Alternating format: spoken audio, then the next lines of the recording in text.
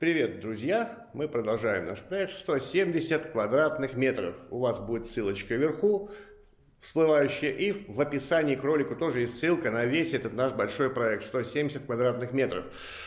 Мы начнем сегодня работу с демонтажа в оставшейся комнате. Сегодня 1 июля, сегодня день реставратора. Вот. Поздравляем сами себя. Мы сегодня должны бы отмечать, но мы не отмечаем, мы будем работать. Вот так. Посмотрим, что будем делать. Кто, может, недавно присоединился к нашим серии наших видеоматериалов по этой квартире, по этим потолкам. Здесь когда-то была перегородка, давно, когда была плитка и уплотнение, здесь было две комнаты из этой одной комнаты. Я не представляю, как они здесь жили, здесь реально вот так 2 метра, наверное. Там чуть больше, ну вот. И старая историческая розетка, огромная, большая розетка, видно вот дранка нормальная и ненормальная. Вот ненормальная вот кое-как, а вот нормальная вот проглядывает. Вот так она была обрезана, там была большая-большая розетка когда-то. Но она не досталась, естественно, ее срубили сразу же, когда строили здесь перегородку. Это было более, наверное, 100 лет назад где-то происходил этот процесс.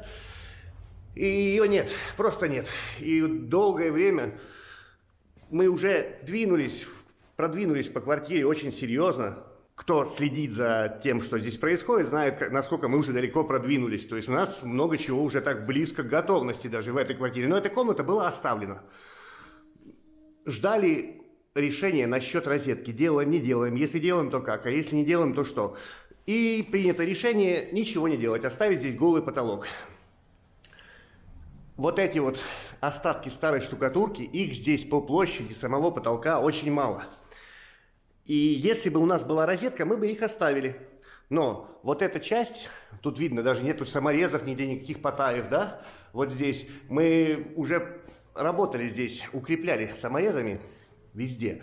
Но вот в этих местах тут прямо очень сильно, очень слабо, не сильно, слабо, очень слабо она там держится.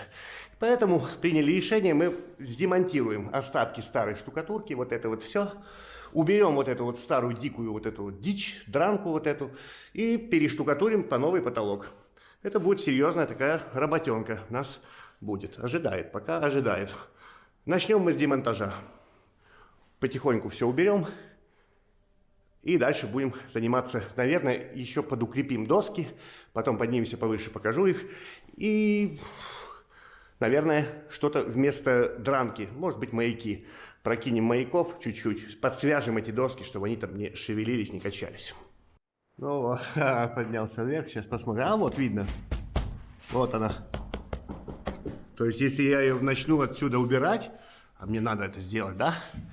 Все-таки, ну вот будет вот так как-то. Сейчас подлезу аккуратно, и вот. Как-то слабо. С этой стороны, там с той стороны, там где окна, там лучше было. Тут не очень. Она вся, то есть ее тронул и пошла дальше. Ну, при таком, тут 40% осталось, максимум 40, а то и 30% этого потолка. Смысл оставлять вот эту старую штукатурку отсутствует. Дранка здорового человека, мы уже говорили, да? Он хорошо дранены, расположены правильно. И дранка вот товарищей, которые тут делали потолки. Вот такая дранка. Немного нездоровая. Ладно, будем потихоньку отрывать все, удалять. Тут что? Тут то же самое с этой стороны, да? Да, шуруповерты. Ну да, она вот так. Мы делаем это не демонтаж, я не буду применять сюда какие-то там суперсредства, там лом какой-то, там монтировки и так далее. Аккуратно будем вот удалять. Вот оно. Все-таки придется взять такого товарища, им эффективнее будет. А вот она. Так, а вот не держится она тут вообще. Вот. Везде одно и то же.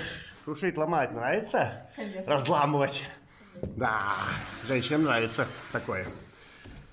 А вот вообще, вот этот участок. Ну, везде одна и та же проблема. Ну, как бы вот этот образ и грунт, собственно, само тело штукатурки, не особо они взаимосвязаны там. То есть держится она, ну так на большинстве так потолков старых, она держится за счет собственно слоя, за счет того, что она в слое где-то там зацепилась, так оно и держится. Но бывают прям крепкие потолочки. Но бывают и такие вот ребята, где вот... Ну, опять же, здесь 100 лет простояло, сюда попадал воздух. Здесь же была перегородка. И вот такое вот получается в итоге. Вот потихонечку будем что-то делать. А вот здесь подмазка. Надо будет, наверное, отрезать. Тут трещина видна, вот тут угол. Вот есть трещина. Надо будет, наверное, отрезаться аккуратненько, как-то вот так. Посмотреть, где там гипс начинается. Круши, ломай. Ломай, круши. Пойдем посмотрим. Что говоришь? День реставратора. Ломай, круши, разламывай, бей, долби вообще. Разломай все. О, маяк. Штукатурный маяк. Вот тот. Не штукатурный, он гипсовый. Это гипс, я ошибся. Не-не. Правильно будет сказать, это он гипсовый, действительно. Во. Гипс. Вот по маякам делали. Ребята. Вот так. Я что-то прям такой большой, я что-то давно встречал. Куски какие-то бывало, а вот, ну мы же не разбираем так, такими площадями. А тут прям такой обширный кусок остался маячка. Вот здесь хороший обрызг. Здесь, ну вот он опять же, вот он так сам по себе висел. Не смочили, может быть, нехорошо, недостаточно смачивали. Вот аккуратно, вот так. Вот так, и так, как-то так. Что, забираю у тебя удовольствие, что ли? Удовольствие, вот так, видите? Ну, не долби так сильно. Казалось бы, да, вот это такая... А что там, демонтаж, туда-сюда, самый гемор будет заключаться в том, чтобы вычистить эту дранку. Чтобы сделать ее вот такой чистенькой. Тут-то мы прочищали уже. Надо будет каждый кусочек отсюда, каждую вот эту вот пылинку, кое-что удалить. Аккуратно.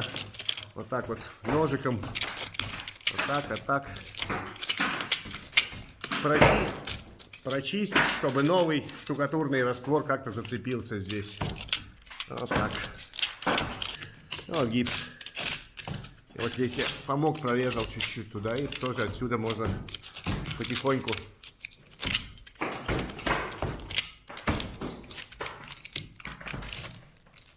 Ага, не доехал. Еще чуть-чуть. Видно, как раз стык гипс и штукатурка. Вот штукатурка осыпается. Вот. А дальше гипс. Это уже гипс старый.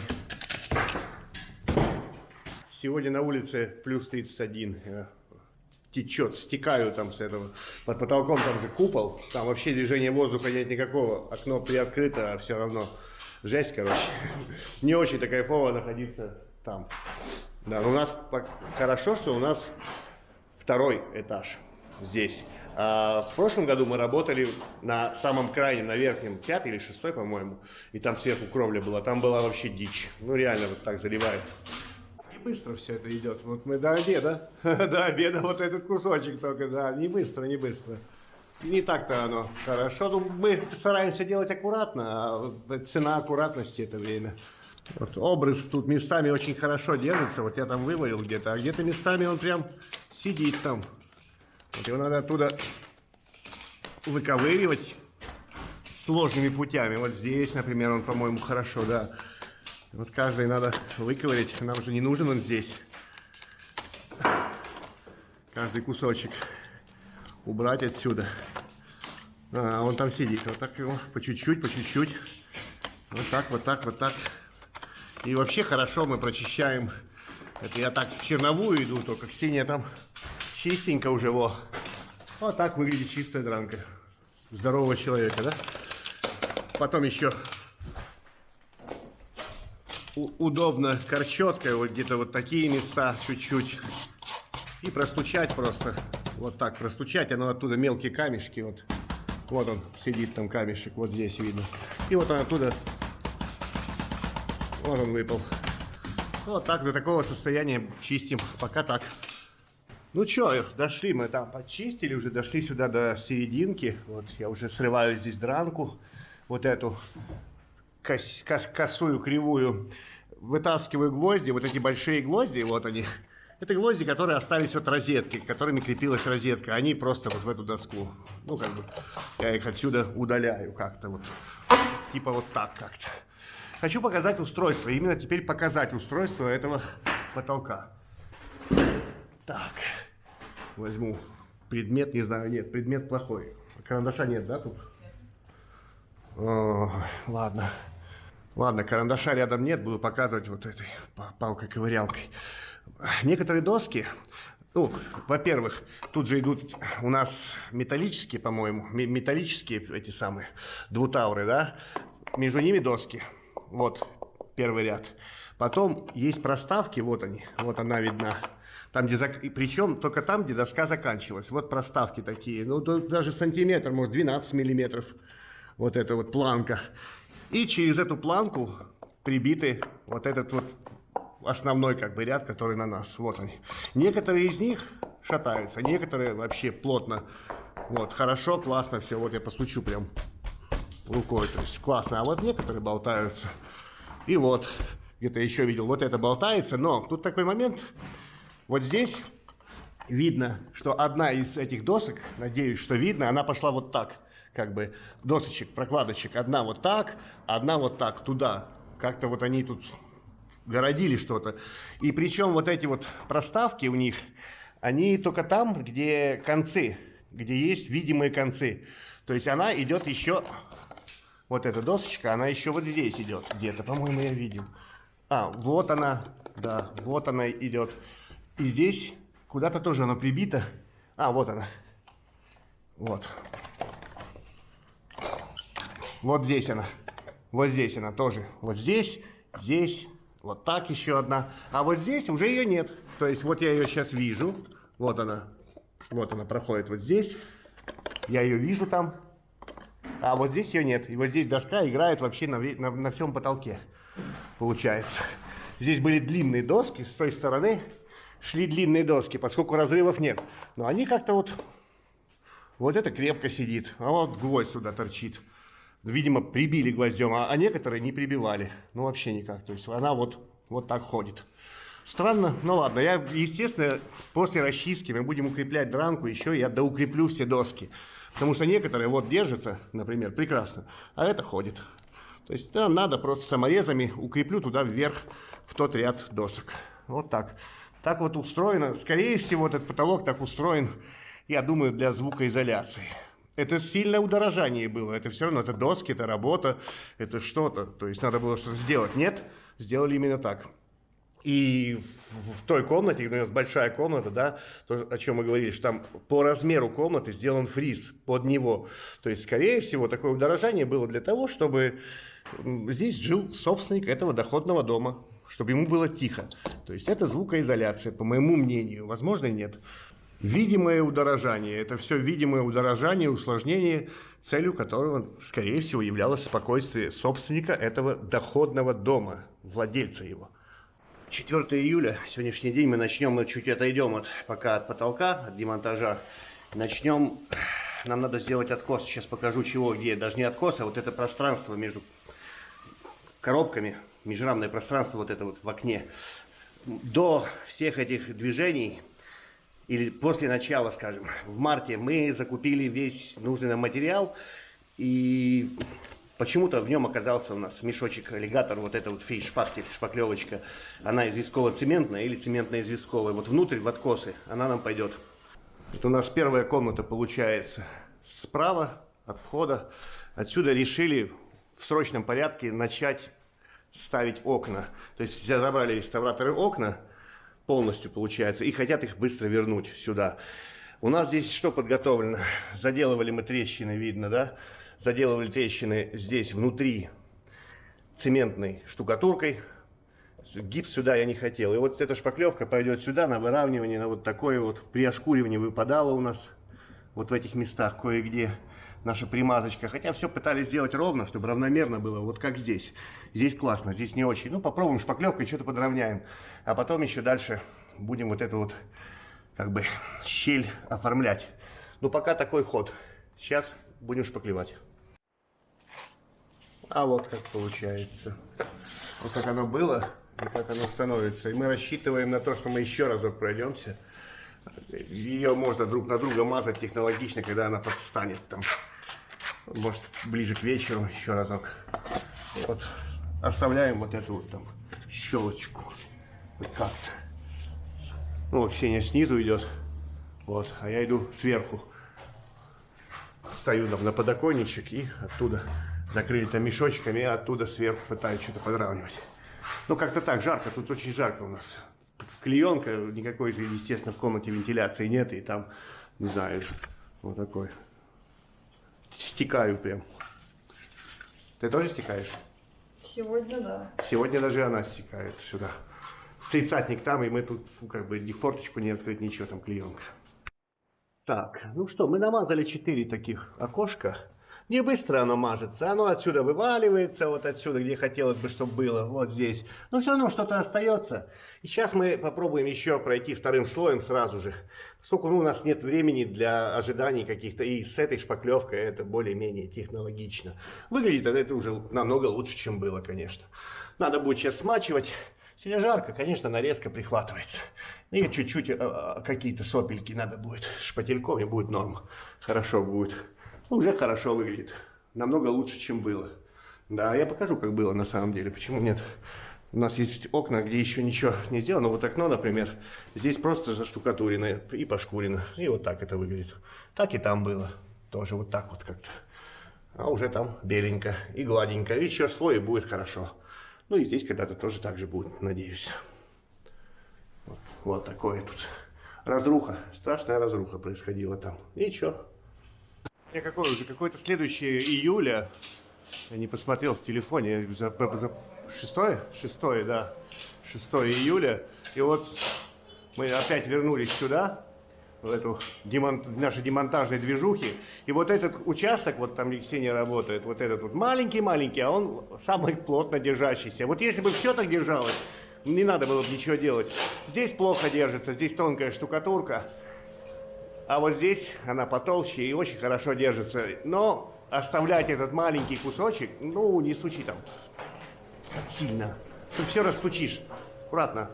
И это самое. И если оставлять вот этот малюсенький кусочек, тут полквадрата, чуть-чуть больше, да, то есть относительно всей площади потолка, я не вижу в этом смысла никакого. Ну, убрать его и уже цельным слоем все заштукатурить, я вижу так. Так что вот, продолжаем заниматься, продолжаем очищать от гвоздей, от между дранок прочищать там и так далее, чтобы было чистенько, как вот здесь. Здесь хорошо, чисто получилось. Под потолком там, конечно, прижаривать. Я смотрел, там, наверное, под тридцатник. Все течет, короче. Нет такого оптимума. Зимой холодно, летом жарко. Как-то никогда не оптимально. Ну, под этим куполом находиться не очень-то прикольно, конечно. О, течет прям. Фух, мокро. Так, я раньше показывал всегда, да, вот моменты, где грунт не держится за обрез, да. Почему падает? А потому что грунт, штукатурный слой, да, основной не держится за обрез. Было слишком сухо, они не заморачивались, да, обычно я акцентирую на это внимание. А сейчас покажу место, где он хорошо держится, где грунт прям хорошо прям вклеен, сросся с обрезом. Пойдем наверх. Вот это место. Видно, он там плотно, то есть это нераздельно, это абсолютно нераздельно.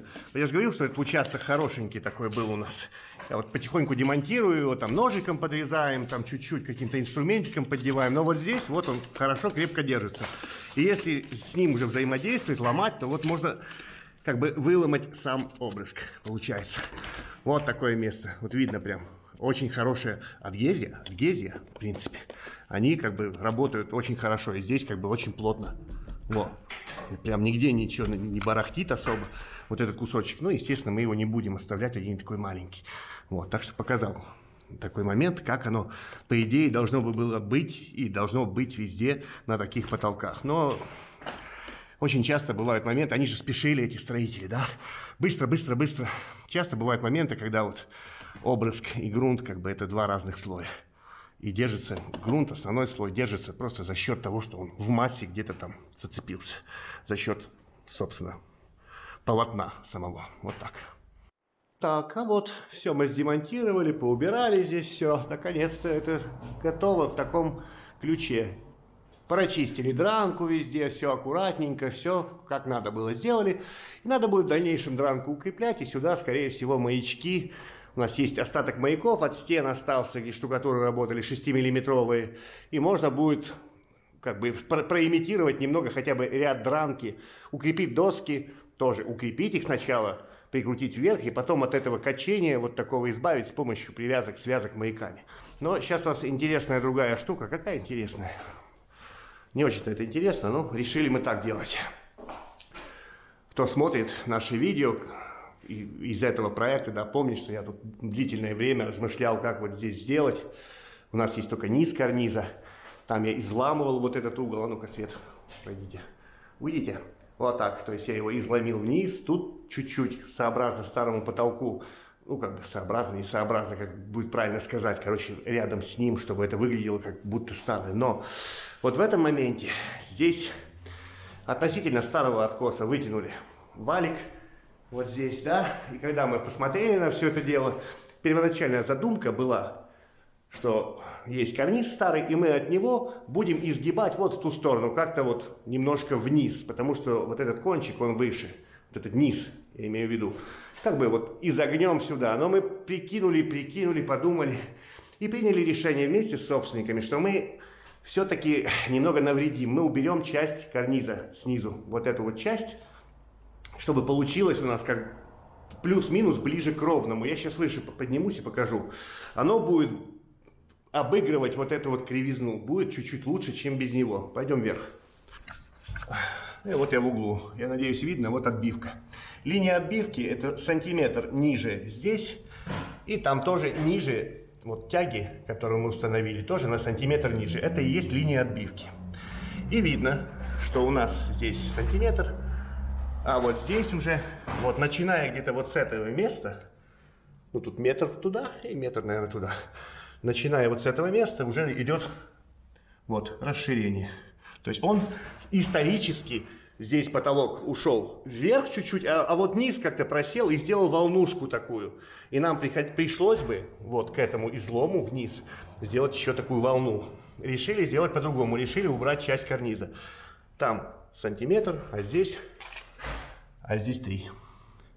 То есть на вот таком, на метровом участке, получается, на 2 сантиметра он убегает вверх.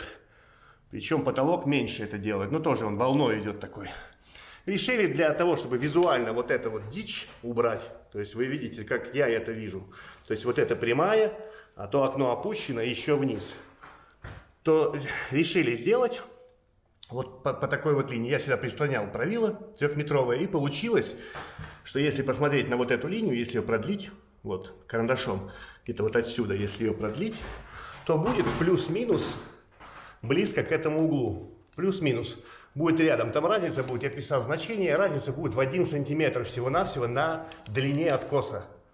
Вот этого, ну вот этой полки получается, вот как бы от этой линии. Будет всего-навсего сантиметр. И здесь уже будет чуть больше. Но как-то оно все равно будет ближе к этому излому. Получится так. И решение было убрать часть карниза. Мы уберем часть карниза и сюда поставим новый низ и патбугу переделаем. Вот такое вот. Посмотрим. Значит, сейчас, да, приходится демонтировать. Может быть, хотелось бы, но этот участок, он очень такой странный. Этот перелом, эти окна, этот перелом был в самом здании очень давно, поскольку оконные коробки изготовлены уже после перелома. И там, кто помнит, там было усиление вот здесь. Металлическое что-то там было, двутаврик какой-то или что-то. Кто смотрел раньше видео, вот так. То есть это здание сломалось, возможно, где-то сразу после постройки. Ушла часть туда просто. Ну, на потолке хорошо видно, потолок полностью уходит влево. Вот. А это как бы конец получается здания. Дальше уже это следующее здание. Вот так. Значит, сейчас все-таки, да, уберем часть. Историческую часть. Ну, ладно. Там у нас часть выпала при расчистке. Она там слабо держалась, вообще никак. То есть, когда чистили, что, Ксения, да? Ты чистила, да? Да, Ксения чистила. И она у нее просто свалилась вниз. Ну, так бывает. Значит, сейчас будем немножко убирать. Так, чего? Мы убрали нижнюю часть карниза с помощью реноватора. Подпилили вот так. И теперь у нас есть уже готовая вытянутая вот эта нижняя часть. Такая же, как-то вот она. О, есть у нас кусок, он высох. сухой полностью, да? И нам теперь надо подогнать тут же вот эта вся плоскость стены и туда, в ту сторону. Вся вот эта плоскость, которая подходит к карнизу, она немного вот кое-какая. И теперь нам надо что-то сделать с этим. У нас есть маленький кусочек, мы так попробовали, поприкладывали его кое-где. Да вроде нормально, вроде встает. Но надо, чтобы полностью, нам же надо большими кусками. Тут 2 куска у меня есть на вот это расстояние как раз. И мы сейчас будем прикладывать. И, может быть, не знаю, там с помощью, может, я ножовочкой как-то вот чуть-чуть хрусть-хрусть, немножечко подпилю все это, чтобы нормально стало хотя бы вот этот кусок первый. Потом, после этого, когда будет готова вот эта часть, дальше у нас же нету штукатурки. Дальше у нас голый кирпич. И уже с помощью правила 3-метрового плоского мы сюда ее приложим, правило, и посмотрим, что у нас происходит вообще по плоскости. Будем основываться на той приготовленной плоскости. И посмотрим, сможем ли мы это все свести во что-то одно. Вот это все занятие. Так, с чего? Короче, мы попробовали, примерили с одним «но». Я вытягивал, я думал, что мы будем резать. А ты показывай это время. Думал, что будем резать вот столько, но как показала нам отбивка, пришлось отрезать чуть больше. Я отрезал на длину тяг, которые у меня уже были, вытянуты. У меня 190 сантиметров, 290 где-то. У меня есть там новое хорошее правильце, которое мне очень жалко резать. Ну, мне жалко его портить. Это 3-метровое плоское правило, я его использовал там под этот самый, как называется на английском, роутер, который. Фрезер. Вот. Нашли тут правильце от бывших тут штукатуров, такое уделанное немножко, но нам его хватает. Сейчас я покажу, до чего мы дошли вообще. Вот такие у меня 2 куска, это 140, по-моему, вот этот кусочек. А там еще есть 150, сухенькие такие. А вот так. Вот можно даже приложить там вот эту штучку и показать, как она получается. Сейчас попробуем. Отлично получается. То есть мы сошлись. И верхом, и низом мы сошлись.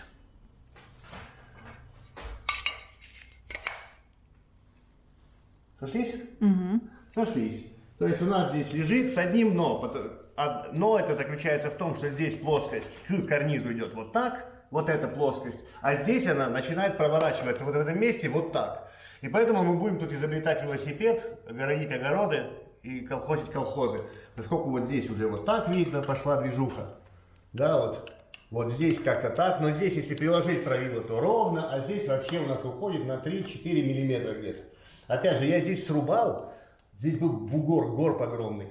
Ну ладно, сейчас я уберу, мне легко это держать, и посмотрим. Ой, не ломается. Возьмем правильце вот это побольше, я опираю его на нижнюю часть. А вот, да. И у меня здесь получается порядка 4 миллиметров где-то. То есть, но опять же, я здесь срубал, тут была огромная залипуха. И я думаю, что так мы это и вот как-то будем делать. Я сюда под это правило сделаю какой-то штукатурный маяк, что-то такое, чтобы легла тяга под нее. Сделаю здесь у нас прогрунтовано, но это будет уже когда-то завтра, наверное, или когда-то потом. Сделаю здесь что-то. Дам ему подсохнуть, и потом замонтируем сюда 2 куска тяг. А здесь будем вот в этих местах, вот здесь, вот там, будем сводить, как-то выводить что-то уже шпателями, как-то вот. Как-то так. Опираясь на нижний край, собственно, тяги, которая будет идти вот туда. Вот так. Как какое-то такое что-то. Ровно здесь, ну никак. То есть, опять же, плоскость, вот эта плоскость, она вот здесь, вот сюда уходит. Как бы от карниза, от бывшего карниза она шла вот так, а здесь она уходит вот так. И здесь что-то, бугор, но если брать оттуда правило, кстати, если взять правило, не мешайся мне, пожалуйста, правильца. Вот я там где-то на стене, то видно, что здесь вполне себе допустимо для старого фонда. Здесь допустимо, то есть там миллиметр какой-то, это не играет роли. И здесь также, плюс-минус. То есть здесь бугорчик где-то 2 миллиметра, вообще ни о чем, это ни о чем. Они сводили по нашим вот этим полкам, тут даже полки, по-моему, не было в то время. Как-то оно все вместе, наверное, должно бы сыграть, хотелось бы. по-другому, как это выровнять, я не вижу. Оно все в разных плоскостях находится. Это окно в одной искривленной плоскости, это в другой искривленной плоскости, стена вообще в третьей, и вот кое-что. Это так. А, и карниз, естественно, еще в своей плоскости. Но я думаю, если поиграться, попримиряться туда-сюда, как это сказать слово? Перфекционировать. Мы так заперфекционировались тут на самом деле. Но если, короче, поиграться этим всем, то можно к чему-то, к какому-то среднему результату прийти. И, скорее всего, так и будет. Вот. Все, пошли подметать. Пойдем подметать. Йоу-йоу-йоу. Круто. Очки, сейчас работаю этим самым нивелиром. Дневной свет, ничего не видно. Очки от этого лазера. Так, а ну-ка вот так попробуем. Из угла в угол, из угла в угол. Ровную выбиваю, ищу центр. С одной стороны уже сделал, с другой стороны делаю сейчас. Размечаю центр, работаю над этой комнатой. Было бы хорошо бы правильно начать с того, что прокинуть вот этот провод освещения.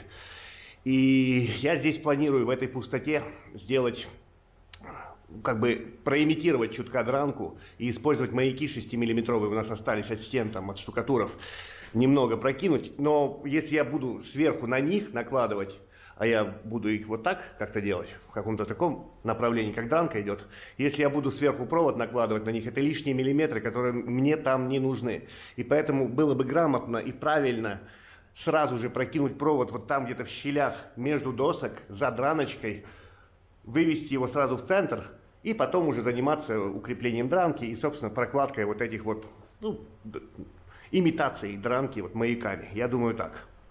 В этой комнатке мы вчера где работали, я что-то вечер уже был, и так все вместе, каша в голове, то это, как бы всего много.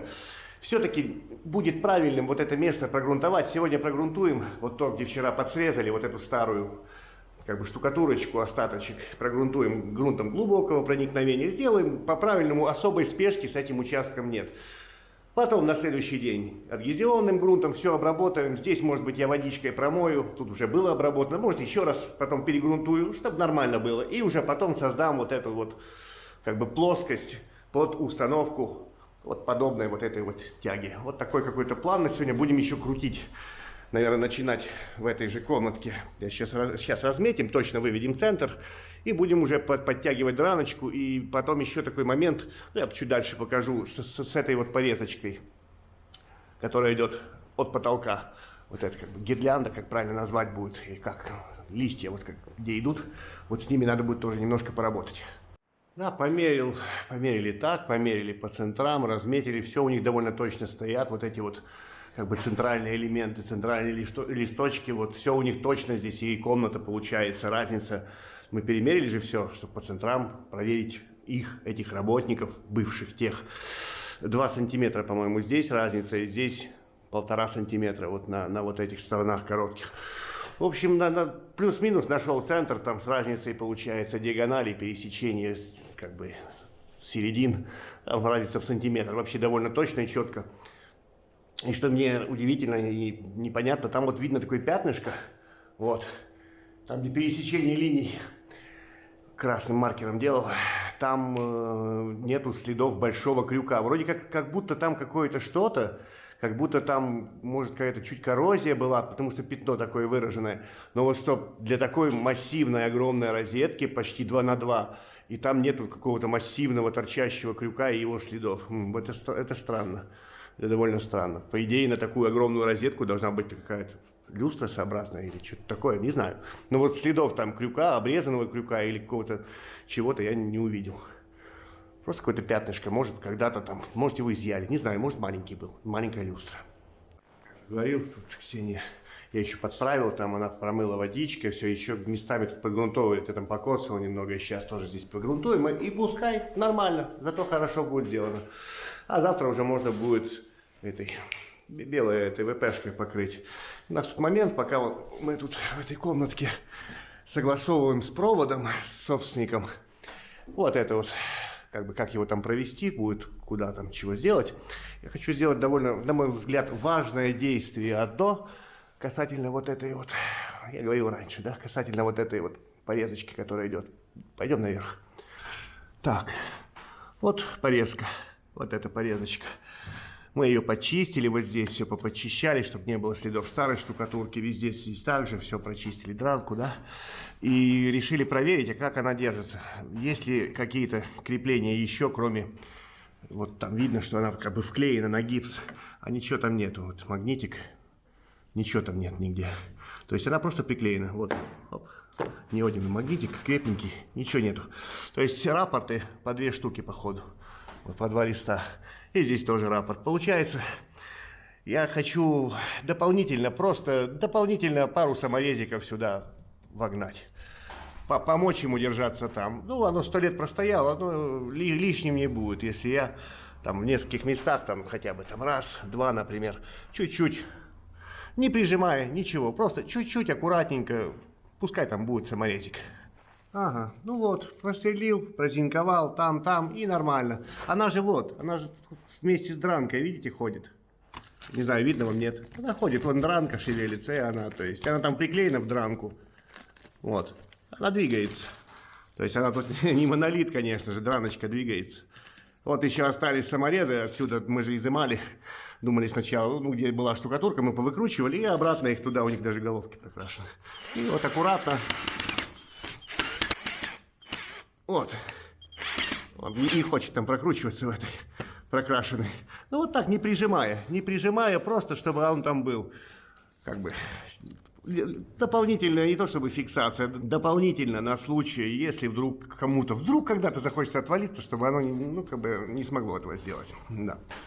Ну вот и так по кругу обойду, благо здесь немного этих кусочков рапортов, да. Обойду по кругу, там где она есть, где осталась, везде проделаю эту работу. Ну что, а сейчас попер контент. Ну, я не знаю, для других людей, для нормальных людей, человек посмотрит и скажет: вы, ребята, вы поехавшие. Ну да, нормальных у нас тут нет. У нас вот это для нас, ну реально мы сейчас, Ксения, тут для нас это контент, это нас развеселяет, это прикольно, это задача. И самое главное, работа-то вся рутинная, а тут кое-что. Пойдем посмотрим на кое-что. Мы с собственником поговорили, я предложил, что а давайте я как-то так продену вот за этот блок. Вот есть этот блок карниза, да, вот этот, который горизонтальный, и вот это вот порезкой. Что будет ли это нормальным, если я продену, будет ли это достаточно безопасно. Попробую между ярусами досок пропустить вот туда, вот в центр. Он говорит: да, окей. Почему? Ну, на досках оно лежит, либо там между досками, либо приштукатурено к доскам. И вот, начали продевать это все дело. Начал с этой стороны, взял какой-то провод, чтобы пропустить вот этот вот основной черный, который у меня идет, вот этот. Надо его туда как-то задеть. Начал его продевать в ту сторону, там, видимо, идет двутавр вот здесь. Но почему-то... с той стороны пытался сначала, с той стороны. И где-то он там шевелится, не видно. Мои фонарики и туда, и сюда не нашли. Вроде шевелится, может за тот ярус, непонятно. Продели таки с этой стороны. Продели его с этой стороны. И там его выловили. Вот там. Вот щель между досками. Я не знаю, камера увидит, не увидит. Тут хорошая такая щель. Вон у меня палец лезет. И вот мы его заметили там. А у меня пальцы сосиски туда не лезут. Я вырезал кусочек дранки. Тут был. Ксения тонкими своими пальчиками туда залезла. Удерживала. И мы там по чуть-чуть, по миллиметрику туда-сюда, туда-сюда. И таки выловили и выпустили сюда. Вот он тут висит. То есть мы можем протянуть его как бы там спокойно, он ходит. И еще такой момент, началось все с того, что я продел его, вон там просвет есть, я продел его прям, не повреждая вообще ничего, ну крутяк. То есть продел, он у меня вышел, и вот мы проделали эту процедуру таки, что все, вот сюда мы дошли, что можно прокинуть там в центр его, обойти, здесь досочка вот, здесь досочка, и можно ее как-то там вот обойти, все, ничего не мешает. Длина провода. Померил, я зацепил сюда с этой стороны, насколько мне было видно, кусочек этой, как она там называется-то, изоленточки. Вот он, я выпустил его вот так. Здесь выпустил, ну, как бы тоже поставил изоленточку, меточку, померил потом рулеткой, сколько у меня будет. Вот этот, обсчитал вот этот виток, который у меня пойдет. И остаток провода ровно в ноль. Ровно в ноль до центра оказался. Ну, то есть, он даже, ну, как бы будет торчать вот эти только усики из штукатурки. Ну, облом, ну, как так-то? И нет, все-таки я нашел вот здесь щель. Вот, между досками. Вот там она есть. И туда, в принципе, я уже продевал провод вот так. Ну, как бы тот, которым будем протягивать, нашел, тут где-то валялся он, как бы, ну, остатки от электриков. И вот тоже сюда можно будет вытащить. То есть и выиграть вот эти вот сантиметры, получается. Вместо того, чтобы сделать петлю вот такую, пум-пум-пум-пум, тут 20 сантиметров, мы выиграем 40 сантиметров, и будет нормально тогда. И все таким образом, надеюсь, получится. Вот такой вот контент, ничего не повреждаем. Придется вот здесь бороздку только прорезать в одном месте, вот здесь. И смело за ним, за всем вот этим, не повреждая абсолютно. Старый карниз, это крутяк, это крутяк. Ну, здесь мы почему-то решили с этой точки делать. Ну, я думаю, я все-таки резану этот провод и продлю его дальше, что даже дранку не тронем. И вот сюда выведем, а уже дальше будем работать, искать там варианты, как вывести его вот туда, вот в центр. Но самое важное было вот это вот сделать, и как бы это получилось пока на данном этапе, это выглядит вот так. Я думаю, что это получится протащить вот этот провод, вот эти вот усы, вот эти. Иначе, если бы вот так петлять, то они остались бы только там одни рожки до ножки, торчали бы вот эти вот из штукатурки там. Ну и да, Ксения занимается укреплением этой старой дранки, подкручивает ее. Вот, прокручивает ее по чуть-чуть, потом будет прокрашивать все прикрутки свои. Ну, я надеюсь, что мне удастся. Ты хочешь вернуть дранку на место, да? Да, у нас есть, да, вот есть места, возвращаем дранку на место, где она, возможно, когда-то была.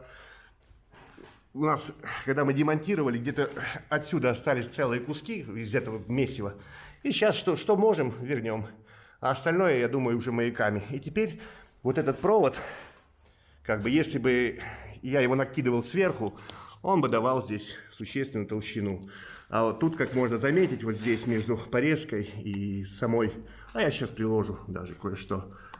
Вот там, где там видно будет, там 8 миллиметров где-то.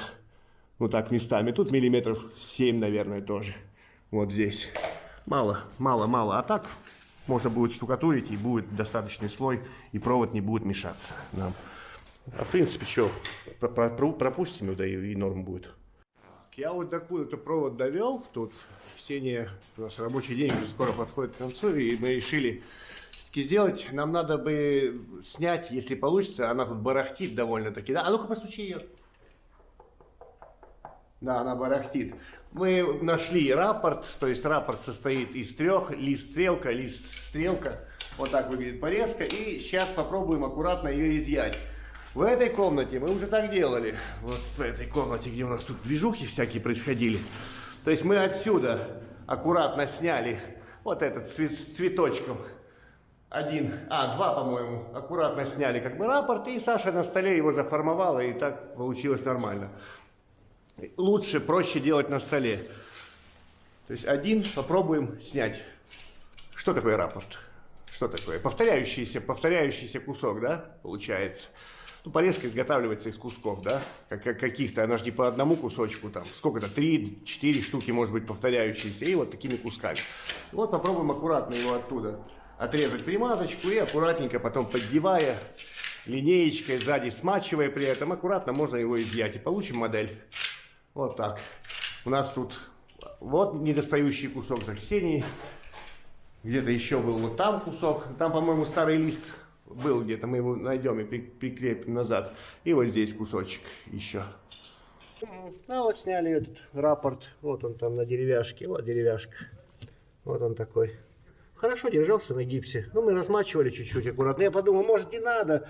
Уже начали, что-то хотелось, типа, у нас силикон откровенно плох. То есть намного проще сделать на этой самой. Ну, на поверхности. Намного проще им работать, поскольку он очень какой-то неправильный. Ну, сняли уже и сняли. Ничего, вернем обратно в уже новую детальку. У нас получится в этой комнате, вот здесь плохо держался вот этот лист, тут левый, правый идет, и вот здесь плохо держался, я его убрал. И где-то с той стороны тоже, когда еще предварительно что-то там делали, тоже у нас он есть, левый. То есть мы даже специально их не снимали, вот эти, как бы, левый и правый. Они нам сами в руки отошли. И нам здесь останется формовать только центрульку, вот эту центральную штучку. Вот. как бы сам центральный лист, который вот так загибается. И я думаю, по идее, он должен был бы здесь быть. Но мы еще размерим, посмотрим. Ну, скорее всего, он здесь был. Там и там. То есть нам формовочная работа на потолке останется только вот этот малыш. Ну, это уже после штукатурки. Да, так что подготавливаемся полностью под вот эту вот работу всю.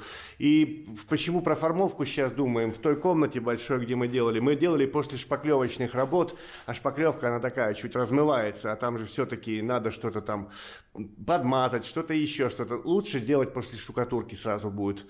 Отформовать на потолке, я имею в виду, поэтому задумались сейчас. Я оставлю на завтра, и так очень много было идей сегодня, и действий таких вот с этим проводом, я оставлю на завтра, и завтра его проведу. Поскольку там доска в центр, куда мне надо провести, она очень близко к той следующей доске, то есть я не смогу за ней прокинуть. Поэтому завтра что-то подумаю, помудрю, как там получше сделать. А так уже вот, без повреждений получилось, провели этот провод. Следующий день, 7 число у нас, июля. Ксения занимается, что она подготавливает под грунтование, обметает пыль и прокрашивает то, что мы укрепляли драночку вчера где-то там. Она прокрашивает красной этой красочкой. А я хочу начать работу с этим участком, с этим проводом и так далее. С того, что доски, там есть шатающиеся доски, я хочу их укрепить. Сделать так, чтобы они не шатались. Буду их подсверливать, просверливать и прикручивать саморезами. Где мои саморезы? Вот, нашел. Вот такими саморезиками буду туда подукреплять. Они там шатаются. Сейчас покажу как. Вот есть хорошо держится, прям мощно, плотно. А есть вот так вот. Вот, и как раз вот. И вот. И надо все про это самое. Прожать, посмотреть, чтобы все. А, вот вообще болтается. Ну там, походу, под ней ничего нету.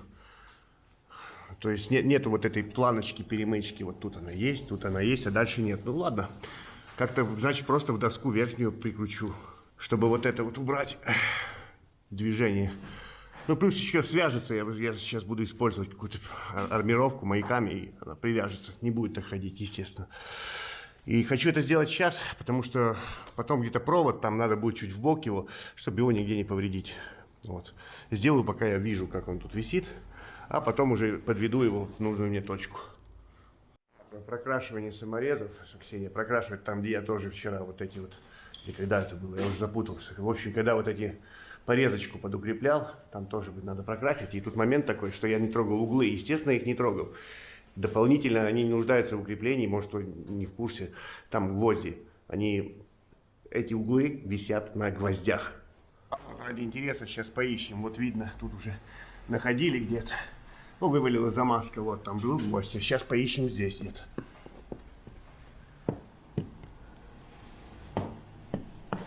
Не нахожу пока.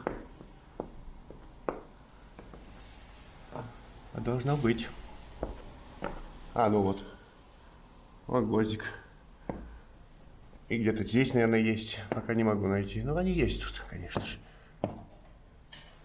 А вот подмазка видна даже. Вот тоже гвоздь. Оп.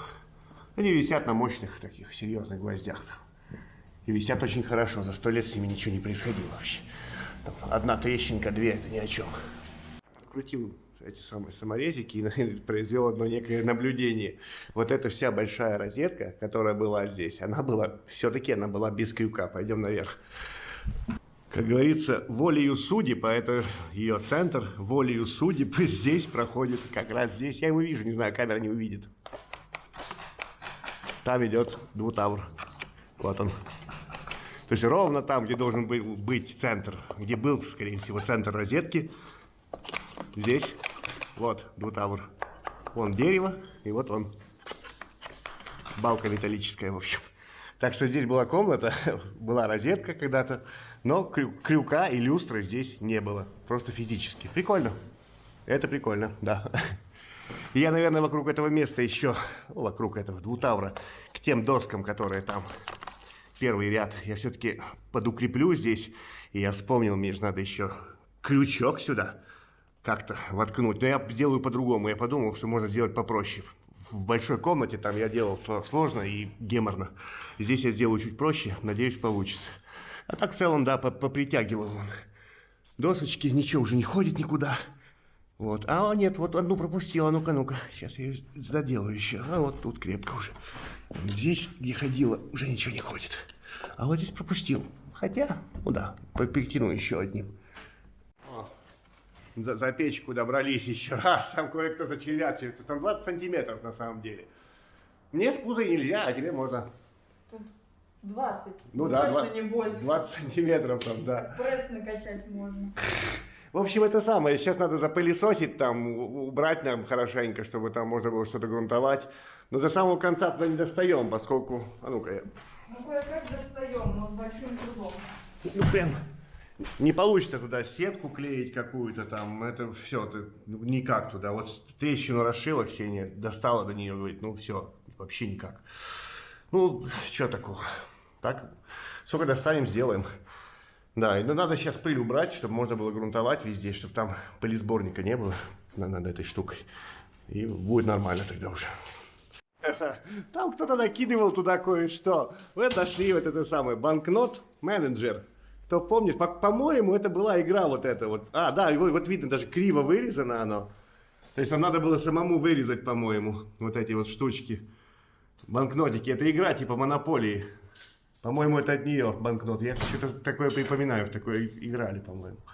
Кто туда закидывал в эту печку? Все, вообще мусор какой-то. И плюс мы еще какие-то бумажки раньше оттуда доставали. Там какой-то рисунок был 98-го года. Ну да, кто-то накидывал на печку. Непонятно зачем. А, штучка нашлась. Были любители поиграть. Еще есть пятитысячная менеджерская банкнотина. И есть туз, бубей. Ха-ха, самодельные. Игрульки любили тут поиграть. Почему-то на печке. Это все. Какая-то фигня. Что там еще? О, вкладыш, лавис. О, круто, лавис, жвачки. Что там? Поцелуй в темноте. Ва, пожалуйста. За печкой. Поцелуй в темноте. Прекрасно, прекрасно. Прекрасная коллекция. Параллельно еще. Чтобы грунтовать, да, после наших дружков, пирожков, штукатурных, дочищаем. А покажите, пожалуйста, нам. Ну вот, короче. Что-то есть. Очень много. Да, навалили прям в падугу везде. То есть, ну, как бы, ну, возьми ты картонку вот так под углом. Нет, не хочу. Понятно все. Так, Ксения уже начала грунтовать. Этот самый Тифгрунт ЛКФ. Вот. Лепнину не трогаем, только штукатурные вот части карниза, то, где будем, собственно, работать. Со штукатуркой. Драмку, не знаю, есть смысл, наверное, не особо смысла нету. Ну, посмотрим по расходу, может потом... Мне же надо еще вот здесь что-то сделать. Крюк я сделал. Короче, да, вот времени у меня, как обычно, это все так... Ой... Мне надо будет вот этими маяками еще 6-миллиметровыми хоть сколько-то подсвязать доски. Но в принципе это крепко. Я уже все подкрутил там. Ну-ка, пойдем. Здесь я использовал пластину такую. И я в той комнате делал, за доски запускал. Там было пространство. Вот этот крюк такой хитрый. Вот. Вот такой он там. Угу. А здесь я просто убрал стамесочкой для него пространство и подвесил вот сюда. То есть, ну, я думаю, тут миллиард саморезов, я пропустил через несколько досок, и сейчас еще маяками эти доски будут связаны. То есть, это будет, ну, это выглядит крепко. То есть, я не знаю, если бы я мог зацепиться, я бы на этом мог висеть. Хотя я 100 кило, наверное, это крепко. То есть, ничего нигде не шевелится особо. Ну, где-то здесь, конечно, доски должны, они все ходят чуть-чуть, но это нормально, это совершенно нормально. Вот так. То есть, все подтягивал, и сейчас еще этими товарищами сделаю. Ну да, провод получилось вот так, он был у меня вот здесь, я его там как бы чуть в бок, и здесь вот в доске выбрал чуть-чуть такую ложбиночку для него, чтобы он туда лег и нигде не торчал, и не мешался, и не ломался нигде. Он не переламывается, и нормально. Здесь вот изоленточку использовал, изоленточкой подмотал чуть-чуть, чтобы там ничего не происходило. Не сильно зажимал так, чтобы чисто его штукатурочка прижмет сюда. Можно будет даже чуть вот так подогнуть, подтянуть, и вот будет норм. И так и будет выходить. Ну еще потом пойму плоскость, как пойдет штукатурки. И может быть крюк переиграю чуть-чуть выше-ниже, поскольку... Ну я так прикладывал сейчас 3-метровое правило. Мы прикладывали вдвоем. Ну, одному сложно тут. Ну вроде как нормально, на сантиметр где-то выступает вот так. Ну, посмотрим. Потом будет понятна плоскость, и уже можно будет его как-то выставить. Может, спрошу собственника, как ему конкретно надо, чтобы он выступал, этот крюк. Вот так пока. О, грунтуется. Само грунтуется, между прочим. Начал я так делать этими маячками. Через, как бы в каждую доску я вкручиваю саморез везде.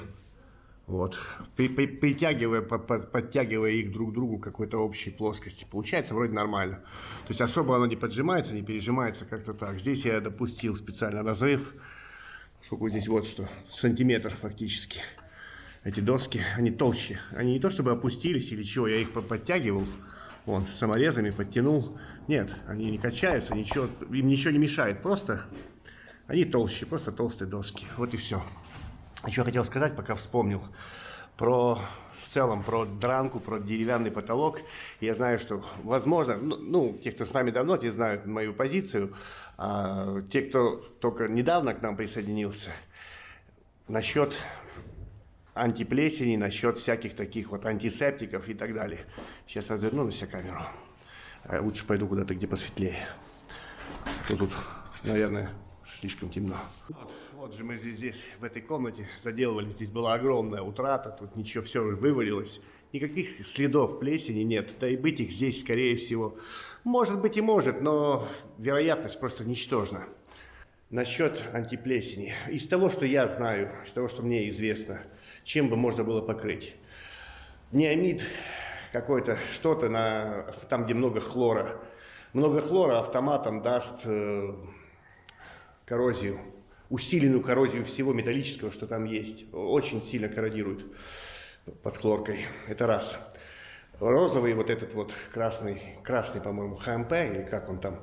Я слышал о случаях, когда он выходит. Есть выход как бы на поверхность штукатурки, на поверхность шпаклевки и так далее. То есть эта розовость, она как бы потом водичкой размокает, видимо, она, что-то с ней происходит, короче, она пробивает.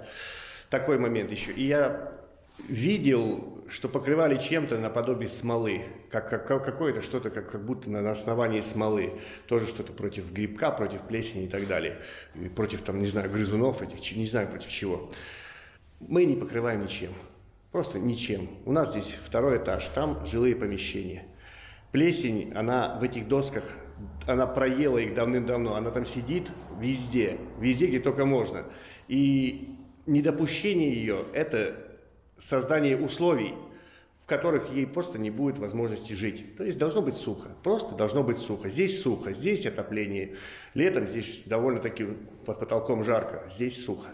Мне однажды только встречалась плесень, множественная плесень, но для этого были созданы, не специально, но были созданы очень хорошие условия. Отопительный сезон, поштукатурили деревянных стен, и ушли на новогодние праздники, закрыв все окна и двери. И потом, когда пришли, все это было в разноцветных, таких синих, белых, красных, зеленых пятнах. Да, вот тогда появилась плесень. Я такое видел. После проветривания, после высушивания, обработки там какой-то антиплесенью, потом эта плесень ушла. Я не вижу смысла в обработке сейчас каким-то специальным материалом. У меня лично в моих руках ни разу плесень не происходила, ни разу она не появлялась. Может быть, когда-нибудь появится, но в целом нет. Сейчас сухо, штукатурка высохнет очень быстро, буквально там за неделю из нее уйдет там процентов 75 влаги, я уверен, там слой не толстый. Это будет сухо и быстро. И в дальнейшем, во время эксплуатации, это надо, чтобы протечка, там везде жилые помещения, чтобы кто-то специально туда воду залил. Но если кто-то специально туда зальет воду, там проблемой будет не плесень, точно.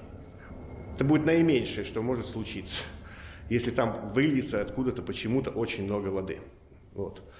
Так что обрабатывать, не обрабатывать, вы, кто хочет, обрабатывайте чем угодно и как угодно. Мы не обрабатываем. И собственники помещений, собственники квартиры об этом уведомлены, и они прекрасно понимают эту ситуацию. Что это все за 100 лет, оно пропитано просто этой плесенью. Она везде. Но выйдет она, как только появятся условия. А условий создавать не будут. Вот и все. И где-то я уже говорил, чтобы полноценно избавиться от малейших, ну, как бы педантично подойти к вопросу, это все надо просто искупать в каком-то растворе. Вы изготовить огроменное корыто, налить туда вот этой вот красной жижи, как оно по-правильному делают, да, вот вырывают в земле вот это вот траншею, укладывают полиэтилен, заливают туда вот эту пропитку и просто пропитывают доски, просто пропитывают их, полностью пропитывают, тогда это имеет смысл. Но поверхностная пук-пук-пук, вот эта вот обработка, на мой взгляд, смысла не имеет. Но если вам надо, делайте так. Чуть-чуть я не доделал, буквально 3 палочки, но Ксения доделала все на самом деле, поэтому пойдем домой, завтра придем и все равно зависать на этом потолке. Все она сделала, вот как сразу желтизну, этот грундиенфарб, ой, это Тифгрунт вытаскивает, это его такое свойство, он, видимо, очень глубоко проникновляет, этот товарищ. Ну вот, ну она здесь обработала карниз без лепнины гипсовой, да. И здесь, в этой комнатке, она еще успела. Я пока там с этими саморезиками, она вот здесь еще грундиенфарб ВП, вот этот адгезионный грунт, еще раз, ну как бы не еще раз, вот здесь один раз, там она еще раз прошла чуть-чуть, нормально. И можно будет уже создавать вот эту плоскость вот сюда. Может, завтра это сделаем, посмотрим. Потихоньку идет подготовка всяких разных дичей вот этих. Так, 8 июля у нас сегодня следующий день уже. Я вчера почти доделал, мне осталось чуть-чуть вот пару этих линий добавить. И потом я пройдусь еще там квадратно-гнездовым, где-то вот эти мелкие, вот эти вот с шайбой. Вот буду не докручивать чуть, чтобы был дополнительный зацеп для штукатурки, чтобы она как-то держалась. Она же не прилипнет там к доске настолько. Ну вот буду там несколько миллиметров оставлять, миллиметра 3-4, чтобы потом штукатурка обняла его и держалась все вместе. Ну потом покажу финальный финишный результат. К нам сегодня пришла к нам Саша косяки наши косипурные исправлять. Во. Ужас какой. Ужас. Катастрофа. Катастрофа исправлять. Тут угол что-то делали мы. Будь добр, циклю еще потом принеси, ладно. Окей, принесу циклю. И это самое. И она чуть поделает, переделает чуть-чуть за нами. И тут 2 угла вот этих получается. И так по мелочи будет нам помогать что-то делать. Вот здесь еще углы надо будет в маленьком доделать ей. А Ксения, кстати, у нас сегодня очень интересно занимается. Так как эти окончики то идут, то не идут, непонятно, что с ними. Ксения здесь шкурит. Греется. Хорошо тебе в этом?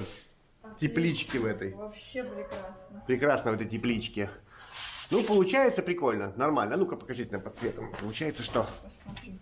А вот как получилось. Вообще классно, супер. Думали, может еще нам ничего не надо шпаклевать? Прекрасно. Тут было намного хуже. Сейчас стало намного лучше, чем было, я считаю. Так что сейчас шкурим. Потом после этого обеспылим полностью, запылесосим, прогрунтуем все эти поверхности. И вот отсюда, вот эти вот щели тоже прогрунтуем. И будем замазывать как бы вот эти вот щели. Работать с ними, но не сегодня. Надо будет, чтобы грунт высох. Вот же будет, сегодня пятница, будет в понедельник уже эта работа, скорее всего. Если эти не придут, не нагрянут кончики вот со своими окнами. Чего?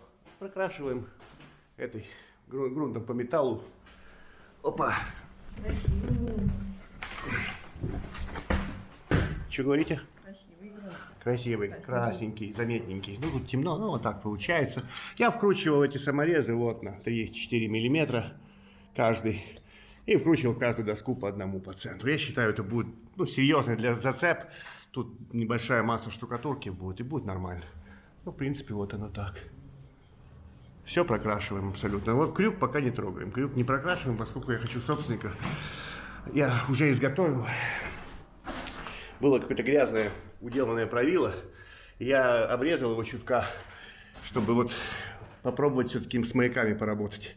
Опираясь сюда, мы померили, кстати, очень точно, одинаковое расстояние. Может, здесь и не прямоугольник квартира, но расстояние везде одинаковое. От полки до полки по всей квартире. Все четко, круто. По всей комнате, да. Я к тому, что сейчас хочу пройти, посмотреть, что у нас вообще по уровню, можем ли мы себе позволить делать маяки как бы через всю комнату. И дойдем сюда до крюка, я сфоткаю. отправлю собственнику, как ему надо, чтобы он выступал, поскольку я пока еще могу его подкрутить, этот крюк. То есть, а потом, если прокрасим, ну, уже будет бессмысленно. А и надо будет его потом скотчиком завернуть красиво, и чтобы был чистенький. Этот кусочек, я думал, что что-то, может быть, по нему будем вылеплять, потом его удалять. Нет, этот кусок, он совершенно не держится, он держится только на саморезах. Он хотел упасть, он должен был упасть, а мы его оставили для маяка и для чего-то еще. И сейчас подумали, поскольку времени сюда уходит очень много, прилично на эту комнату, ну, прямо, я думаю, это заметно. Мы его сейчас аккуратно снимем, он не держится. А, знаешь что, я тебя прерву. А может мы форманем просто? И Нет. гипсовый кусок поставим? Зачем? Вот такой же квадратик форманем, из гипса отольем и поставим. И это будет намного быстрее и качественнее сделано. Он может вывалиться. Ну, можно подумать. Ну, короче, я сейчас его снимаю Да. оттуда, он там не нужен. Он будет такой же красивый и хорошо сделанный, как и оригинальный. Не знаю, надо подумать. Чтобы не выдумывать с этим куском, что-то его там клеить, переклеивать, потом боять соседей. Да? Мне кажется, хорошая идея вот этот отформовать. Он точно такой же. И поставить сюда. Здесь тоже этот отломился очень сильно. Не знаю. Ну, в общем, он здесь не держался. И там он тоже плохо держится. Потому что перегородку ставили. Ну да. Вот так видно, тут темное все. То есть тут он оторвался сразу оттуда. Не знаю, мы сейчас будем грунтовать, наверное, ВПшкой. Эти места надо было тоже прогрунтовать, прочистить хорошенько. Не знаю, надо подумать. Подумай. Ага. Это самое быстрое, простое и качественное решение. Надо подумать. Ну, конечно. Подумать еще недельку. У меня просто волос твой. Мне кажется, может не получиться. Получится. Нормально. Кстати, Саша здесь наши косяки собирает, то, что мы тут не дошли были до... Не дошли были. Ну, не дошли были. Не дошлёбали. Не дошли были. Да. Я нормальный. Нормальный? Ты нормально? Не знаю, как делать. Как надо это делать? Ужас. Вот так потихоньку ваш сидит, ковыряет этот угол. О. Вот так вот. С Сашей вдвоем в этой комнате еще подкинули этот под эту самую подтягу вот эту. И пускай сохнет. Теперь надо, чтобы это все высохло нормально. Потом грунтанем и уже будем заниматься дальше. И здесь мы с Ксенией еще потолок проходим. Карниз, потолок. Вот уже большую часть карниза этим. Как он называется этот? Грундирфарб. Вот этот вот. ВП. Вот он. Да. И вот так проходим всю дранку, мажем, промазываем. Сюда не пойдем сегодня, потому что тут вот эта красная, у нас была какая-то обычная грунтовка по металлу, которая сохла за полчаса реально. Какая-то тексовская, не помню, какая-то такая, а это какая-то другая. Я не знаю, потом покажу баночку. Она сохнет реально долго, у нее написано 3 часа на отлип. И она так и сохнет. То есть, ну, сейчас мы потрогали, уже 3 часа прошло, а все равно еще липнется чуть-чуть. Решили не лезть туда вообще, в эти красочки. Ну вот, какая-то грунт, эмаль по ржавчине, Дали. Вот такая вот красная. Ну, вроде нормальная. Покрывает все. Ну, правда, сохнет долго. Ну, ничего, какая есть. 5 июля, суббота, мы сегодня решились выйти. Решились выйти. Ксения будет домазывать этим грундирфарбом. Когда сразу мажешь, вот кажется, что как будто не белое, недостаточно белое, да? Но вот вчера намазано справа. Вот это вчера было намазано, оно высыхает, становится еще белее. То есть, ну, перекрывает желтизну эту, хотя это не его работа. Ты что будешь делать? Углы? Сейчас покажу, что Саша будет делать. А потом она меня чуть поснимает. Наверное, она будет делать вот здесь углы. Тут подготовлено, прогрунтовано. Маленький коридорчик. И вот здесь углы, тут мы накосячили еще за Ксенией делали. И накосячили. Саша вчера подшкурила. Все. И прогрунтовала тоже грундирфарб ВП. Видно беленький вот уголок. И там тоже. Сначала я схватилась за голову. Да уж. Ну да, что-то мы там спешили, надо было уходить туда-сюда. Наделали там. Я чего буду делать? Я буду заниматься Вот эта комната, сюда должны когда-то окна прийти, и что-то они должны тут пошкурить, то, что они почистили, в общем, не суть. Вот эти вот примыкания, это сложность такая некая. В общем, мы здесь, а ну-ка пойдем там, где посветлее, посмотрим. Сложность. Да, ну не сложность, работистая тема. В общем, вот что. Вот так получилось. Вот так, такие они стали. Не знаю, видно, не видно. Они стали гладкие, и это достаточно. Это нормально и классно для этих поверхностей. 2 раза мы шпаклевали, пошкурили, и потом Ксения вчера прогрунтовала здесь все полностью. Обычным грунтом, Киевгрунт ЛКФ. То есть это подготовлено. И она грунтовала вот сюда везде, пролазила, пролезала, не знаю, как правильно, в общем. Здесь загрунтовано, подготовлено для того, чтобы оформить эти примыкания, вот эти вот. Пока работаем только с этой частью. Значит, такой момент. У нас таких окон 13. Одного там нет, но оно будет, и все равно такую работу надо выполнять. Я только что перемерил одно окно. Периметр окна, оно 2 с копейками на метр с копейками, короче 6,2. 6,2. 13 окон, около 80 погонных метров получается, периметров, да? И еще на 3 надо умножить, потому что у нас 3 таких штуки, получается 3 примыкания будет. 240 метров, это не кое-что даже, серьезно, серьезно, очень много, 240 метров. Пойдем, сейчас сделаем краткий экскурс. Так, краткий экскурс. Материалы семин, которых, скорее всего, не будет. Так, я предполагал выполнять эту работу по примыканиям именно материалом фиброэластика. Вот. Чуть позже открою, покажу, может, кто не видел, как это выглядит. Но начал я думал, ход моей мысли был такой, что вот есть Simlight, она как будто для внутренних работ, и есть Геркули, которая влагостойкая. И я пошел в Леруа, еле там нашел что-то, их спрашиваю в отделе красок, а мне говорят, ну если, поставок нет, поставок уже нет, но если что и осталось, это в стройматериалах где-то, и я все-таки нашел ее, там осталось несколько банок Леруа, купил я Геркули, и тут меня осенила мысль, а мы же, нельзя же объять необъятной головой, да, и я вот только тогда подумал, чувак, у тебя же огромные под 300 метров периметра, воу, куда какие баночки, чисто, и я пошел на Сестроецкую. Позвонил, говорю, у вас есть большие банки? На Авито посмотрел. Сестроецкая 7, это там строительные материалы и технологии, по-моему. Это представительство Семин находится на Сестроецкой улице, в Санкт-Петербурге. Вот. В общем, пошел, они говорят, да, есть фиброэластик, есть. Я пришел, а там товарищ Александр, который заведует всем этим делом, он очень опытный товарищ, и мы начали с ним разговаривать, я ему объяснил ситуацию, обрисовал, говорю, вот у меня Геркули уже есть, я закупил. Он говорит, чувак, а тебе не нужен Геркули. Типа Simlight, она нормальная, Simlight, она для внутренних и наружных работ, и ей по фасаду можно мазать, она будет там у тебя работать хорошо.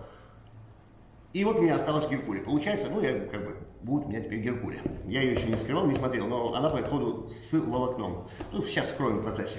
Значит, так, я купил на Сестрорецкой купил 2 больших ведра. Надеюсь, что его нам хватит. Поскольку непонятно, скорее всего, в ближайшее время у нас не будет этих материалов. Можно ссылку оставить, наверное. Да не буду я ссылок. Кому надо, те найдут там. Смит называется. Смит, да, Смит. Угу. Семин, даже на этом самом, в 2 ГИСе показывает Семин, то есть на Сестрорецкой 7. Найдете, разберетесь, кому надо будет. Так, что, вскроем, я не буду, у меня был Simlight, у меня есть фиброэластик. Я не буду пока большие ведра вскрывать, использую то, что у меня было, потом, если от них что-нибудь останется, я себе, сколько у меня было, отберу более свежий. Он не портится, что будет. Так, ладно, вскроем, посмотрим, что у нас есть. Давайте Simlight, посмотрим, как он выглядит. Момент. Это замазка, фиброэластик, это замазка, и финишно на нее пойдет у нас Simlight. Хотя можно Геркули, и в принципе можно что угодно, но я предполагал Геркули, но Александр говорит, что возьми, Simlight будет норм. Мы уже так делали, и у нас под наблюдением было, наверное, несколько месяцев. Заделали мы такое примыкание. И никаких, ни трещин, ничего, мы покрасили, там, помню, и норм было. И еще момент, я же показывал, рассказывал, кто не знаком, это фиброэластик, это замазка, которая предназначена для заделывания стыков двух разных материалов. То есть дерево, кирпич, там, бетон, гипсокартон, например. Дышащие стыки, она для этого, она усиленное волокно. Симлайт это ремонт, даже не так, это не то чтобы ремонтная, она и ремонтная шпаклевка. Она очень быстро сохнет, она не способна, в принципе, давать какой-то слой. Она очень хорошо применяется на самой финишной доделке. Когда ты красишь, например, и видишь косяк, ты мазнул этот косяк ею, маленький косячок какой-то, и через пару часов ты можешь ее красить технологично, она уже высохла. Этой штукой я не пользовался, этими пользовался, этой не пользовался. Но, почитав еще раз характеристики и при разговоре с Александром, все-таки можно сделать вывод, что вот Геркуле это ремонтная шпаклевка, сугубо ремонтная. Ею можно технологично, ее можно мазать на кафельную плитку, на краску и так далее и тому подобное. Сейчас вскроем ради интереса, посмотрим, как она выглядит вообще. Значит, вскрываем Симлайт. Вот так выглядит Симлайт. Это снежок такой. Симлайт очень веселый, по объему смотришь. Да, кстати. И... Кому-то даешь банку, на, потрогай, он приготавливает руку, что сейчас будет тяжело выйдет. Сейчас будет килограмм, условно. Ну, она не знаю, сколько весит. Вот это большое ведро, наверное, килограмм весит. Она очень легкая, то же самое. В общем, вот такая хорошая шпаклевочка, она хорошенько размазывается, намазывается, вот так. Очень ложится хорошо и даже шкурится при этом. Хорошо шкурится. Пойдем к фиберластику. Это такая штука веселая. Она похожа на яблочный джем. Вот. Я ее руками, наверное, не буду. Его... Или буду? Не, лопаткой подтяни. Видно волосики? Вот такая волосяная. Во. Подтяни, покажи, как она тянется. В вашу сторону. Его еще надо умудриться взять. Да, его надо умудриться взять, его надо умудриться намазать. Это не очень-то простая в работе штука. Но вот такая волосяная штучка. Но очень действенная. Да, она работает. И такой момент... Ой, я не могу ее скинуть теперь. И еще момент, о котором я прочитал на каком-то из роликов по фиброластику. На ютубе в комментариях. Ситуация такая была. Товарищ намазал на стене какой-то шов, замазал большой шов из большого ведра, через какое-то время дал ему высохнуть, замазал потом Симлайтом сверху, я так перекрыл, там всегда, ну ладно, замазал Симлайтом, и через там 2 недели у него это все село, уселось. Эта штука глубоко усадочная, очень серьезную дает усадку. То есть фиброластик дает серьезную усадку, надо это помнить. И там был очень хороший комментарий, что дайте полностью высохнуть, надо дать полностью высохнуть. И проверить можно как бы готовность иголкой. Можно в шов тыкнуть иголку. Вот сегодня тыкнул мягко, завтра тыкнул уже чуть тверже. И вот так искать момент, когда у тебя иголка будет прокалывать одинаково. То есть, когда ты поймешь, что вот изменений больше нет, тогда он полностью уже обрел свою как бы конечную форму, и это была конечная усадка, собственно.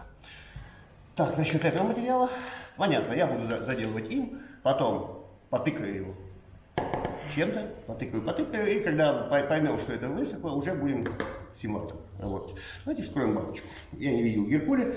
Александр мне сказал, ну, на словах, что она усилена тоже каким-то волокном. Я ее не видел еще. Посмотрим. Тихо. Не знаю. Но она типа пишет, что шкурится. Она, есть ли в ней волокно? Да, есть. А ну-ка, может, это с Симлайта осталось. Да, есть микроволокно. Но его так не видно. Микро есть, да. Да, есть. Видишь, да? Верьте нам. Да, можете нам поверить, микроволокно это присутствует, но на ней написано, что она хорошо шкурится. Ничем не пахнет, ничем не пахнет. То есть она должна ошкуриваться, по идее. Это шкурится, это тоже шкурится, а вот это не шкурится никак абсолютно. Даже можно не вздумать никак намазать ее больше, чем надо, или куда-то в сторону. То есть она удаляется только вместе с тем, куда она намазана реально. Она эластичная после высыхания, все она работает, но она не шкурится, поэтому ее надо мазать строго на сдир. Вот намазал, убрал полностью лишнее, потому что после высыхания ее будет не убрать. Ну как бы она шкурится, ну как бетон, например. Вот. Можно попробовать шкурить бетон, вот как-то так. Так и вот с нею. То есть надо быть с ней аккуратным. Ну, я буду делать как? Я буду набирать себе, у меня крышечек полно всяких. Я буду по чуть-чуть отбирать, поскольку она подсыхает. Я буду набирать в крышечку. И сейчас приспособлюсь, найду инструмент, которым будет лучше это делать. И буду уже по чуть-чуть использовать. Если открытую баночку оставить, она очень быстро подсохнет. Думаю, хватит такого материальчика. Идем. Тут Саша, и мы говорили про запах, чем пахнет. Саша говорит, пахнет Францией.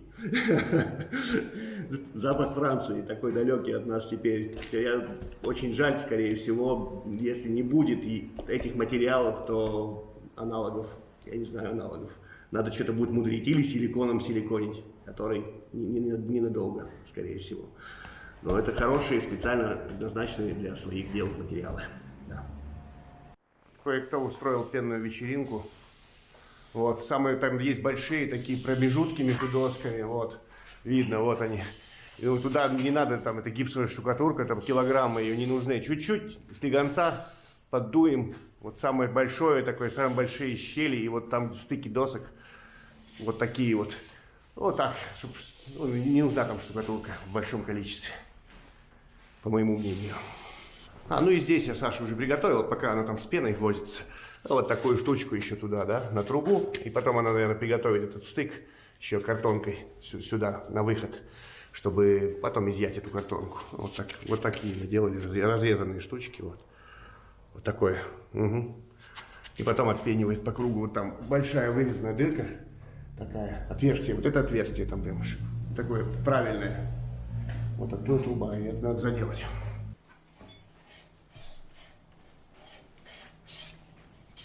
Что делаешь? Я замазываю волосатой шпаклевкой. А, точно. Что-нибудь видишь? Что-нибудь вижу. В общем, как-то так. Я накосячил, но уже раскосячивать не буду. Все время косячишь. Да, потому что что-то делаю, поэтому я всегда косячу. Угу. В общем, вот так как-то наносим туда. Вот так. Ну-ка, чуть побольше надо. Видите? Еще ее не наберешь. Она такая, норовит. Почему? Сюда надо было бы, по идее, по-правильному вклеить скотч. И мазать, чтобы не примазывать это к дереву. Ну, я сниму сейчас его. В общем, вот так вот, раз, сюда. Немножечко неудобно. Отсюда убираю все. И отсюда убираю все. Вот так. Ну-ка, грязная тема это все. И вот так. Полностью чистил. Я не думаю, что будет вред какой-то этим окнам из-за нашей этой штуки. Она, если там осталась между волокнами, ну и ладно. Я не допускаю ее остатка кое-где. Ну вот. Мы будем еще проходить симлайтом сверху. Еще будем шпаклевать это все. То есть, потому что, да, дает усадку, дает дикую усадку. А вот. Вот. Это час назад было. Вот. Там, я не знаю сколько, ну, миллиметр она уже села там. Вот здесь. Так что вот так. Стараемся, чистим наздир. Убираем наздир там, убираем наздир там. Хорошо бы, конечно, скотч, но ждем окончиков, которые когда-то должны прийти, и так за дня в день, короче. И поэтому уже скотч будем, когда будем шпаклевать, уже наклеим скотч, зашпаклюем и потом покрасим. И потом уже снимем скотч. Так будет, наверное, правильно сделать. Сегодня мы, казалось бы, немного, но на самом деле всякое переделали, доделали до этим самым Grundierfarbe ВП комнату эту. Саша сделала углы, тут уголочки сделала. Так. И тут наши косячные уголочки Саша тоже переделала нормально теперь. Тут и тут, вот тут за трубой, тут весело было ей. Да. Тут труба прям вот, прям карниз. Мы доделали, конечно, да, мы доделали этих два окна. Вот, и усадка, бешеная усадка просто видно, да, какая. Да, он усадочный, он хорошо, так прилично усадочный товарищ этот. Ну и вот такой расход на два окна. Но я думаю, нам, наверное, 1,5 килограмма будет уходить на 5 окон, как бы внутри только. Но я думаю, нам вот этого набора хватит на все эти штуки. И плюс у нас же еще вот эти вот есть, товарищи. Нам же здесь еще надо третью линию примыканий. А здесь вот такие вот большие на этом окне. Ну ничего, ничего. У нас понедельничек, 11 число. Займемся мы опять потолочком этим. Короче, привезли нам чуть штукатурки, привезли сетку. Я заказывал по метражу, мне надо было 20 метров, потому что у нас еще падуга там есть, я хочу и в падугу. Я решил все-таки хоть какую-то сетку, можно было бы этого не делать. Но я ее не видел перед этим. А она вот какая-то тонкая довольно-таки, ну довольно тонкая, ну не знаю. Менять уже не буду, можно было не делать этого. Ну, я сделаю хоть с помощью вот такой сетки, как-то вот это все подсвяжу, проармирую. Наверное, нарежем степлером чуть-чуть, пристрельнем ее так, чтобы она в массе штукатурки была, да и норм. Потому что я хочу сделать маяки, попробовать попытаться по сетке. Почему сетку сначала? Потому что хочу попытаться прокинуть маяки. Вроде как оно получится. Промеряли, смотрели, вроде получится маячки поставить. И если получится, будет классно. Будет намного легче работать, чем тянуть по, как бы, опираясь вот здесь, возле лепнины, там маленькие такие участки. Ну, по объемище лепнину не хочется. Хочется сделать как бы попроще чуть-чуть. Ладно, уже что есть, то есть. Вот сколько мне нужно было, единственное, что я нашел Петровича, оно вот такое какое-то. Ну, ладно. Это лучше, чем если бы его не было, я считаю, вот эта сеточка. Так, чего? Мы все-таки зацепили эту невидимую лесочную сетку из лески 40-ка, наверное, не знаю. Ладно, что-то она там будет, работу свою выполнять какую-то. И маяки прокинули, и получилось их сделать с одним, но эта сторона, я сейчас поднимусь и станет видно, эта сторона, она более ровная, а эта сторона, она вся прогибается, вот так. Поэтому наш потолок будет это все повторять, наш новый потолок, естественно. Мы не можем его опустить ниже, например, чтобы получилась полка, или наоборот утопить вглубь, чтобы получилось как бы корыто какое-то. То есть мы идем как бы по уровню, как оно старое идет, так и идем. Пойдем наверх. Ага, хотел, вот у нас есть какое-то убитое правило было, я его отрезал ровно в размер. Тут очень точно, я, по-моему, говорил, очень точно все сделано. Вот это ряд лепнины, полностью как бы расстояние вот соответствует одинаковое. Видимо, что-то где-то расширилось, либо ушла стенка, поскольку мы перемеряли, искали центр, перемеряли, и вот здесь было, по-моему, на сантиметр или на полтора больше, что-то так. Но вот эти расстояния везде одинаковые почему-то. А, еще момент хотел снизу сказать, что отошли 15 сантиметров где-то от края, от лепнины, от гипсовой, чтобы был ход правила. И не будет такой большой, тут 2,40 между ними. Еще один маяк по центру будет, чтобы 1,50 м правила можно было двигать. Но центральный маяк мы уже будем выставлять по выставленным маякам. Так, вот эта левая сторона, она относительно ровная. Сейчас перепрыгнем сюда на козлик. Видите? А вот эта сторона, она загибается, видимо. Вот так. Поэтому у меня получается где-то тут двойной прогиб. Вот там мне мешала дранка в той стороне, там миллиметр выше уровня. Но вот здесь из-за этого прогиба получается миллиметра 4, наверное, маяк изгибается. То есть для старого потолка, я считаю, это неплохо сделано. Как мы делали, я разметил сразу маяки. Я решил делать по 60 сантиметров крепление на саморез. Мы выставили таким образом. Ну, подтянули сколько надо, использовали, да, вот это правило. Вдвоем представляли, крутили саморезик туда-сюда, игрались. Потом использовали обычные оконные вот эти вот, а ну-ка, вот такие подкладочки, не оконные, для плитки. СВП, система выравнивания плитки, по-моему, так называется. И его зафиксировали, чтобы он не шатался. То есть вот я пытаюсь его шатать. Ну вот где-то чуть-чуть, может быть, какое-то чуть-чуть легчайшее движение. Этого достаточно, иначе без них он вообще играет маячок. Для того, чтобы в будущем здесь штукатурной смесью прихватить и убрать полностью саморезы, полностью эти подкладки, чтобы изъять маяк. Когда будем штукатурить, надеюсь, что сегодня мы успеем все сделать, обойти, и завтра можно будет штукатурить. И да, будут как бы чуть мокрые штукатурки, и новая будет к ней. Но если там будет пару участков, я не думаю, что это критично. Я не буду ждать месяц полного высыхания, там, вот этого всего. Нет, так будет нормально. То есть пару липух, чтобы сдержать маяк в таком положении и вытащить обратно саморезы. Ну вот, даже миллиметр тут. Но вот здесь в целом целом вот здесь существует прогиб миллиметров 4, если оттуда смотреть. Тут еще дранка мне мешала одна, я под это самое, чуть-чуть ее стамесочкой подрубил, иначе она вообще не пропускала. Сейчас там, по-моему, свободно, да, там свободно ходит. И вот там мне дранка вообще не дала. Там, ну, там плоско, там не срубить, ничего не срезать. Там прям плотно в потолок. 1 миллиметр не в счет вообще. Как-то у меня одной рукой неудобно. Как-то в общем здесь есть прогиб, он видимый. Вот даже видно, вот здесь по центру карниз прогибается. Все это, вот оно, перелом. Вот он пошел. И здесь, да, вот так, если сделать. Вот, видимо, вот сколько. Ну, тут пару-тройку миллиметров, но там пара-тройка. Ну, в принципе, это дает живость. Это живое, это старое. Вот. Сейчас 5 где-то миллиметров. Ну, значит, бугор там в 2,5 по среднему. Ну и нормально. Значит, подфиксировали, зафиксировали эти маячки. Они довольно-таки плотненько там. Следующий ход центральная. И потом сюда по углу. Тоже отходя от лепнины, чтобы не ударить, не бить ее правилом и так далее. Сделаем еще угловые. Потому что тут вот, например, к рисунку подходит очень и очень близко. Ну, как бы, сам угол очень рядом, там рисунок прямо уже рядом со штукатуркой будет. Лучше бы маячок нам вот так прокинуть, уголки такие сделать, угол маячками.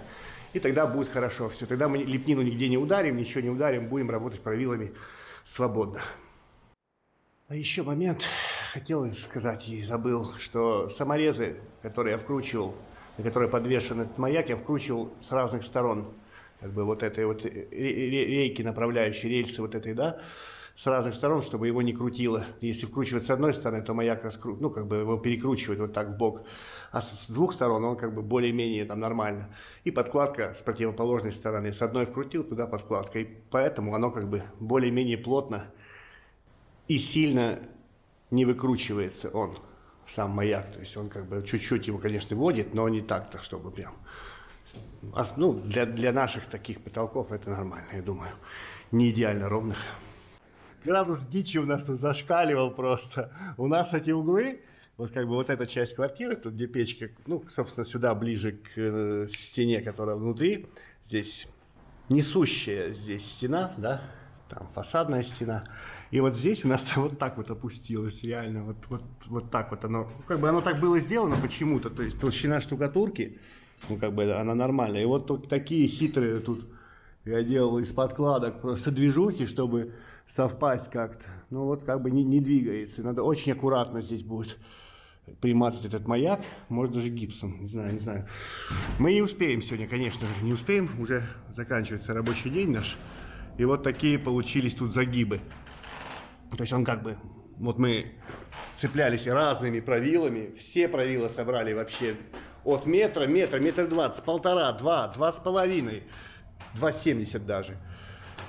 И вот здесь везде цеплялись с угла на угол, чтобы как бы соблюсти вот их плоскость или блюсти, вот, чтобы оно все как бы с ними сыграло. А в целом вот такие вот ромбики. Целый день мы делали ромбики. Мы пару часов сетку пришлепывали степлером, а потом мы делали ромбики. Вот эти все штучки. Потому что где-то, где не надо, оно торчит, тут подтягиваешь в другом месте, это не, как бы тонет и так далее. Но зато наделали ромбиков. Здесь, кстати, тоже вот с этой стороны тоже углы вот такие. Немножко. Там по миллиметров 5-7, наверное, прогибы. Ну, в целом это допустимо. И тоже не делать вот эти вот направляющие в углах. Если бы сделать только вот эти маяки, то дальше переход был бы через углы как-то. Я думаю, это было бы геморно. Лучше уже сделали, уже потратили на это время.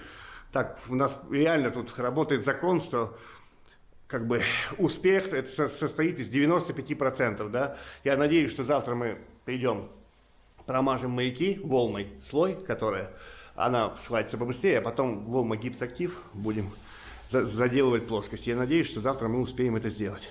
Полностью расправиться с ним. Наконец-то его осуществить. Овеществить этот потолок. У нас все в сборе сегодня тут. Тут все в сборе. Мы чего делаем? На липухе маяки, чтобы можно было вытащить саморезы. И на липухе потому, что чтобы не сильно разрывать слой будущей штукатурки. То есть можно было бы целиком подмазать, да, полностью маяк, но тогда это были бы слабые места относительно той штукатурки, которую мы сейчас будем накидывать. А мы будем кидать сюда этот самый гипсактив лому. Она более удобна для большого чего-то. Для больших, ну как бы для больших плоскостей таких. А делаем мы это, выполняем вот эту сейчас работу ломослой. У нас там сохнет все штукатурочка. Вот это вот, которой прижимали маячки. Мы тут все работаем дальше с этими откосами. Этих окончиков ждать бессмысленно. Думали, что как-то будем с ними в тандеме. Никакого тандема не будет. Короче, нам надо сделать эти все как бы, пространства. Поэтому здесь подшкурено. Сейчас Ксения погрунтовала. Это по правой стороне мы движемся потихоньку. Здесь у нас, по-моему, на 2 раза зашпаклевано. Потом надо будет тоже шкурить. Ну и такое.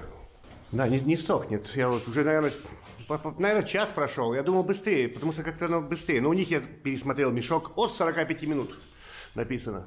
Время жизни. Ждем еще. А что делать? Будем ждать. Ждать, пока она подстынет хорошенько. И занимаемся. Подчищаем уже по левой стороне. Ой, твое лицо такое. Покажи еще раз. Потому что вот. Ой, что с лицом? Фу, с лицом фу. Ну да, кое-где вываливается, что делать. Надо делать. Постепенно пылесосим тут, убираем все, расчищаем и сразу белой этой крондирфарбом виппе. И он получается так у нас. Ну, мы уже так делали. Везде все проходим. Подготавливаем, чтобы дальше заделывать вот эти крупные всякие трещины и так далее. Мы тут активно все догрунтовываем окна. До обеда пришлось ждать, чтобы она как нормально пристала. У нас тут одна бездельница была, одна. Мы ее поставили вот для чего. Для очень важной цели. Аккуратно, поджимая вверх на вот этих липухах, аккуратно вытаскиваем подкладочки, вот эти подкладочки, аккуратно поджимая вверх, чтобы не вибрировал маяк, аккуратно надо выкручивать оттуда, чтобы не сорвать его с этой примазочки. И надеюсь, что мы когда-нибудь приступим к оштукатуриванию. Уже сейчас сказала, метро до 1:30 пересадка работает. Я думаю, что мы домой успеем. Да. Сколько времени? Не знаю, сейчас 5. 5 час вечера. Мы 12 или 8 работаем. Да, я хочу сказать, что передаю спасибо Александру Ильичеву, если он посмотрит, наверное, нет. Я подсмотрел у него способ, он работает один, и он замешивает раствор прямо по месту. То есть мне понравилась эта идея. Нас сейчас много будет, и каждому ведро набирать, носить эти ведра туда-сюда с точки замешивания, это будет как-то тупо. Тут подошел, набрал, насокал. По сути, тебе одному все равно. Как то же самое. Да, получается. и все эти ведра таскать, поднимать каждый раз ведро, а так я поднял один раз воду в 2 ведрах и один раз накинул мешок и все. И вот можно, в принципе, нормально работать. По идее.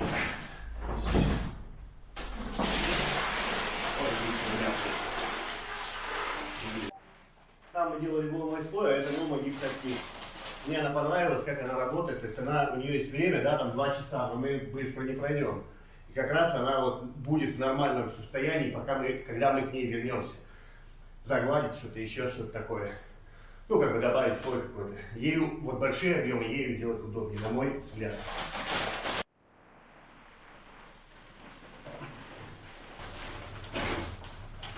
Вот это же пыль, конечно, не очень круто. Очень эпичные кадры. Она сюда. Ну, я не думаю, что смертельно кинут. Там и так далее. А мама намокнуть?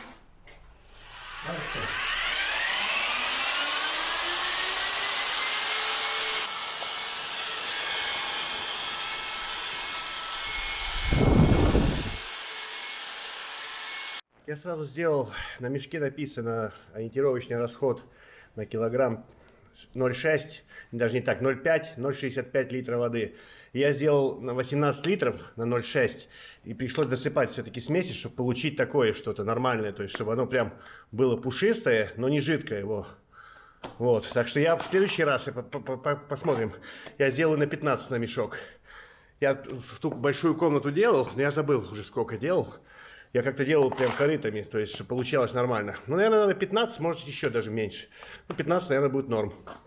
Вот, хорошая смесь получается такая. Вот сейчас он постоит немножко. Будем как с обычной поступать, поскольку это чисто машинного нанесения. Ну, будем как с обычной поступать. Подождем, размешаем и начнем работать. Вот видно уже чуть-чуть, там даже места, где чуть-чуть подсохло то, что мы наносили. А так-то она еще довольно-таки... Ну, сейчас посмотрим.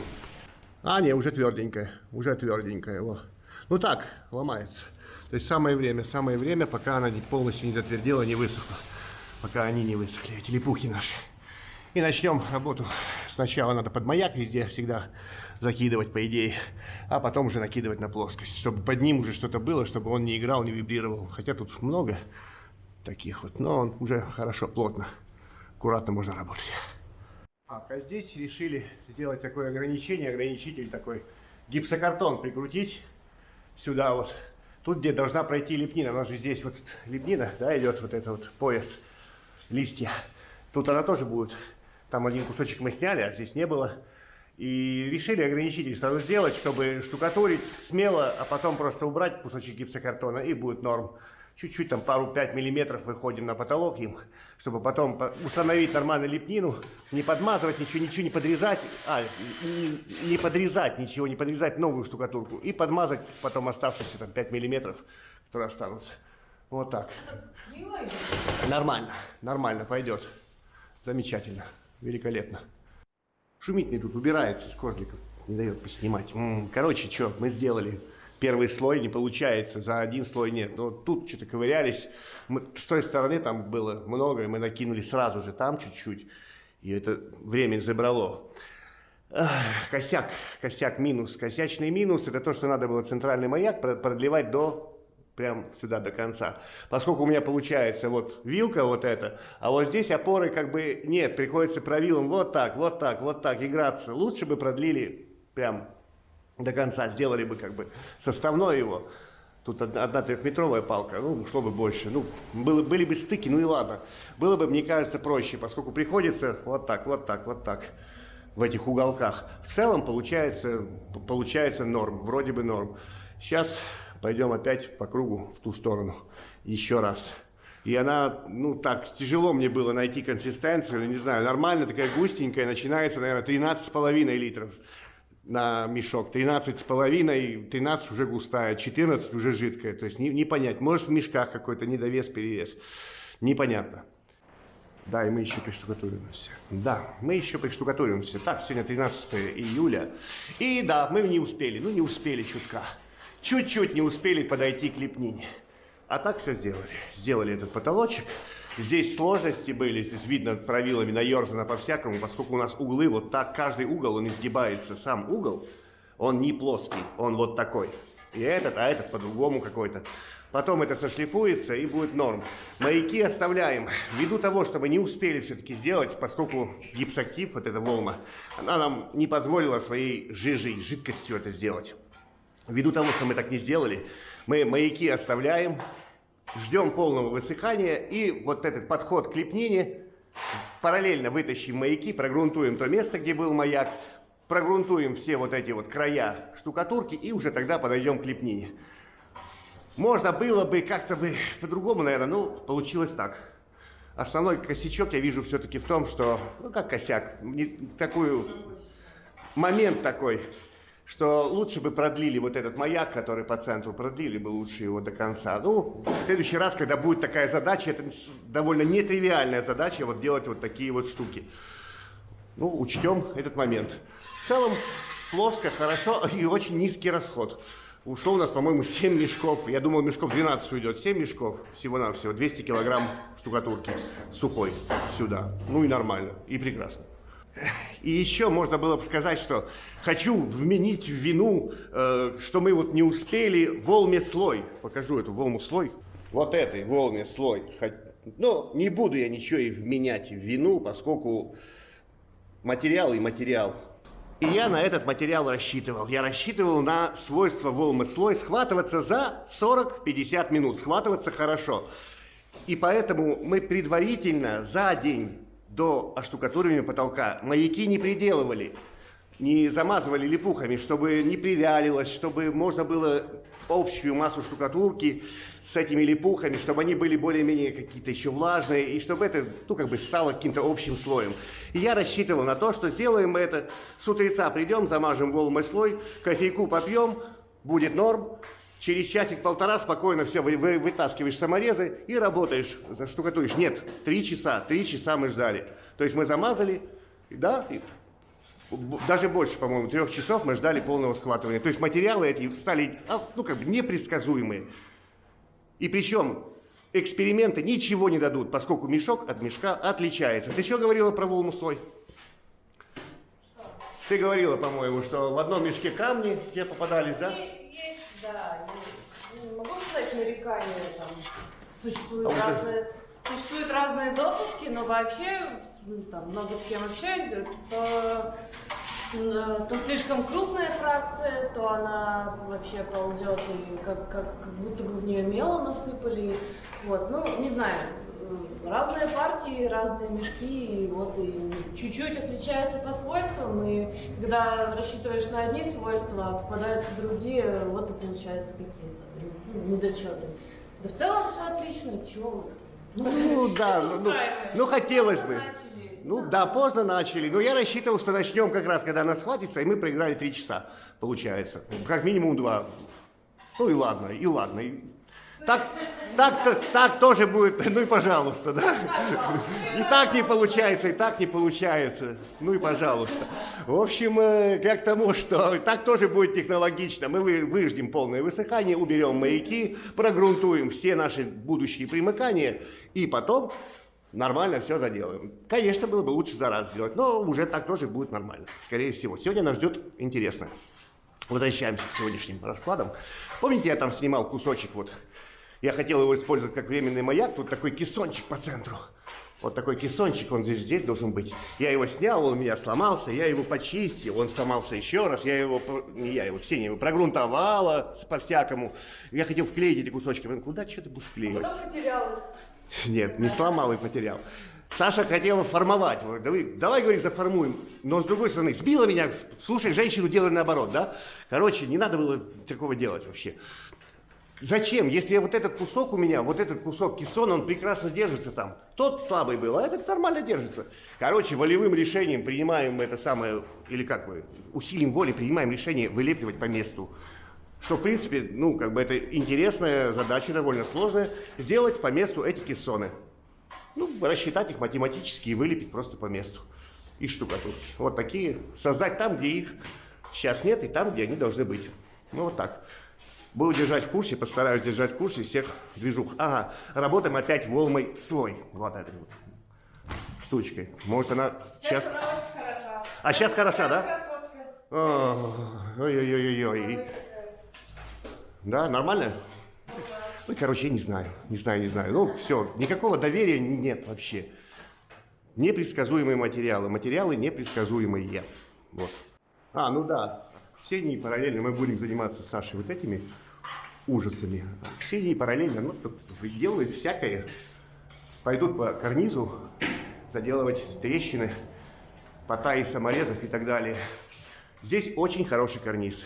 Карниз прекрасной сохранности. Мы это исключаем, это была историческая тема. Сохранность его великолепна. Где-то чуть-чуть, может, штукатурочкой точечно может мазнуть и трещины, и потаи вот от саморезов. И все это готово будет под шпаклевание будущее. Очень хорошая сохранность здесь. Вот как-то так промежуточно выглядит. За раз вот так удалось только. Но у меня тут вот оборы так толстые. Надо, чтобы привставало. Саша там веселее, Саша движется куда-то уже уверенно. Я не уверена. Нормально. Нормально, уверенно движется. Вот так у нее уже там. И уже вот такой кусок сделали карниза. Тут тоже перепад. Большой перелом. Вот здесь. Вот так. Тоже не сходится. Ну, сведем потихоньку. Как мы сводим. Боль перфекциониста, как обычно. Покажу вблизи, кстати. Ой-ой. Опа. Вот. Промежуточно вот так. Что? У меня не получается. Я снимаю то, что у нее не получается. Это прекрасно получается. Сначала чего? Сначала крупное восстанавливаем и восстанавливаем, собственно, плоскость саму. ну, вот эта плоскость, как бы вот выступающей части кессона, поле вот этого, да, оно же превращается потом у нас во что? Квадратик вот этот вот. Угу. То есть плоскость же у нас одна внутри проходит. Вот надо сначала ее сделать, по идее. Я не успеваю за Сашей, поскольку у меня хуже сделано, поскольку у меня на один накид было больше, мне надо было больше накинуть. Ну и потом восстановим, будем вырезать и добавлять. И, кстати, вот эта волма, вот тот остаток, который мы клеили маяки, волма-слой, это как-то из прошлой партии у нас был остаток, полмешка, там что-то такое.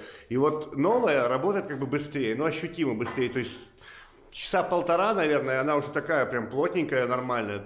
Ну, не знаю. Я ничего никому не советую, ну, как бы, мне понятно стало, что доверять вообще сейчас каким-то материалам, ну, не знаю, короче. Это не очень-то круто, вот. Просто не круто, это не круто. Ладно, продвигаемся дальше, помаленьку восстанавливаем. Ну вот, Саша начинает уже вырезать из себя, по разметочку делает. Чтобы сделать квадратичек. Они такие, не сверхровные, тут не везде прямой угол. И самое прикольное, что вот этот, как бы вот эта выкружка с этой стороны, вот это и вот та, да, они отличаются в 2 миллиметра. Вот это внутреннее, как бы в проекции вот так по размеру 10 миллиметров, а это 8. То есть, ну какой-то такой у них был шаблон, я не думаю, что это было сделано специально. Вот так, разметочка. Напомню, что ты хотел делать это сам. И что, я хотел делать сам. Я половину свою сделаю. Я сделаю. Я бы сделал сам, и что? Ну, дольше бы делал. И что? Все, уходите.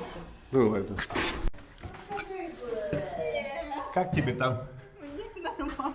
А ты назад сможешь? Сможет. Там есть 3 сантиметра, чтобы назад вылезти. Я всё смогу. А тут дичь вообще, жесть. Не забывай дышать. Ну-ка я проверю, тут сколько до карниза. Ну проверь. Ну-ка поставим линеечку 20 сантиметров. 20 сантиметров. Да, надела там кое-что, Ксения.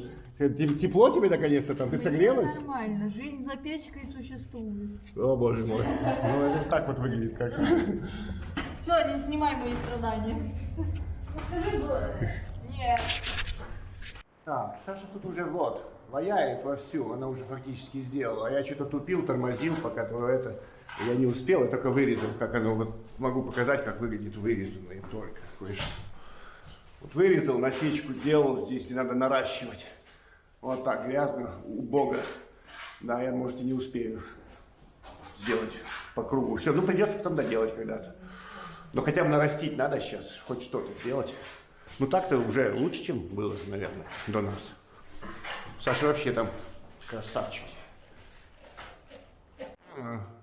Пойдем мы уже чистим все ведрышки, пойдем мы домой. Саша хорошо сделала, прям уже тут, может даже и не шпаклевать фактически. Я похуже сделал. Что-то да, никак не получается, и так не получается, и так не получается. Мне надо будет подшкурить и, возможно, потом еще раз, прогрунтовав, еще раз что-то сделать. Хотя я добрал, там 98%, но не так красиво, как у нее, но она вылезала, все вылезала прям. Красотульку там сделал, я не сделал, у меня как чуть более так. Но оно есть, оно присутствует, оно нормальное, оно читается, но, ну ладно. Это уже хорошо, осталось чуть-чуть еще в комнату, чуть-чуть по карнизам там пройтись, и вот. И это будет, ну еще подождать вот этот момент, чтобы высохло, и подойти к лепнине, и будет уже готовый потолок для дальнейшего чего-либо. 14 июля. Завершаем работы мы штукатурные по этому на потолке. Вот, чуть-чуть осталось еще пару трещин на потолке замазать. На потолке. Ну так, все. В массе все сделано. Кроме вот этого примыкания. Я вытащил маяки. И потом, после полного высыхания, эти места будут прогрунтованы. И штукатуркой заделано все будет. Да, этот потолок, ну, фактически штукатурные работы завершены почти что. Ну и на этом, скорее всего, и закончим этот видеоматериал. Всем спасибо, всего хорошего, до свидания, пока-пока.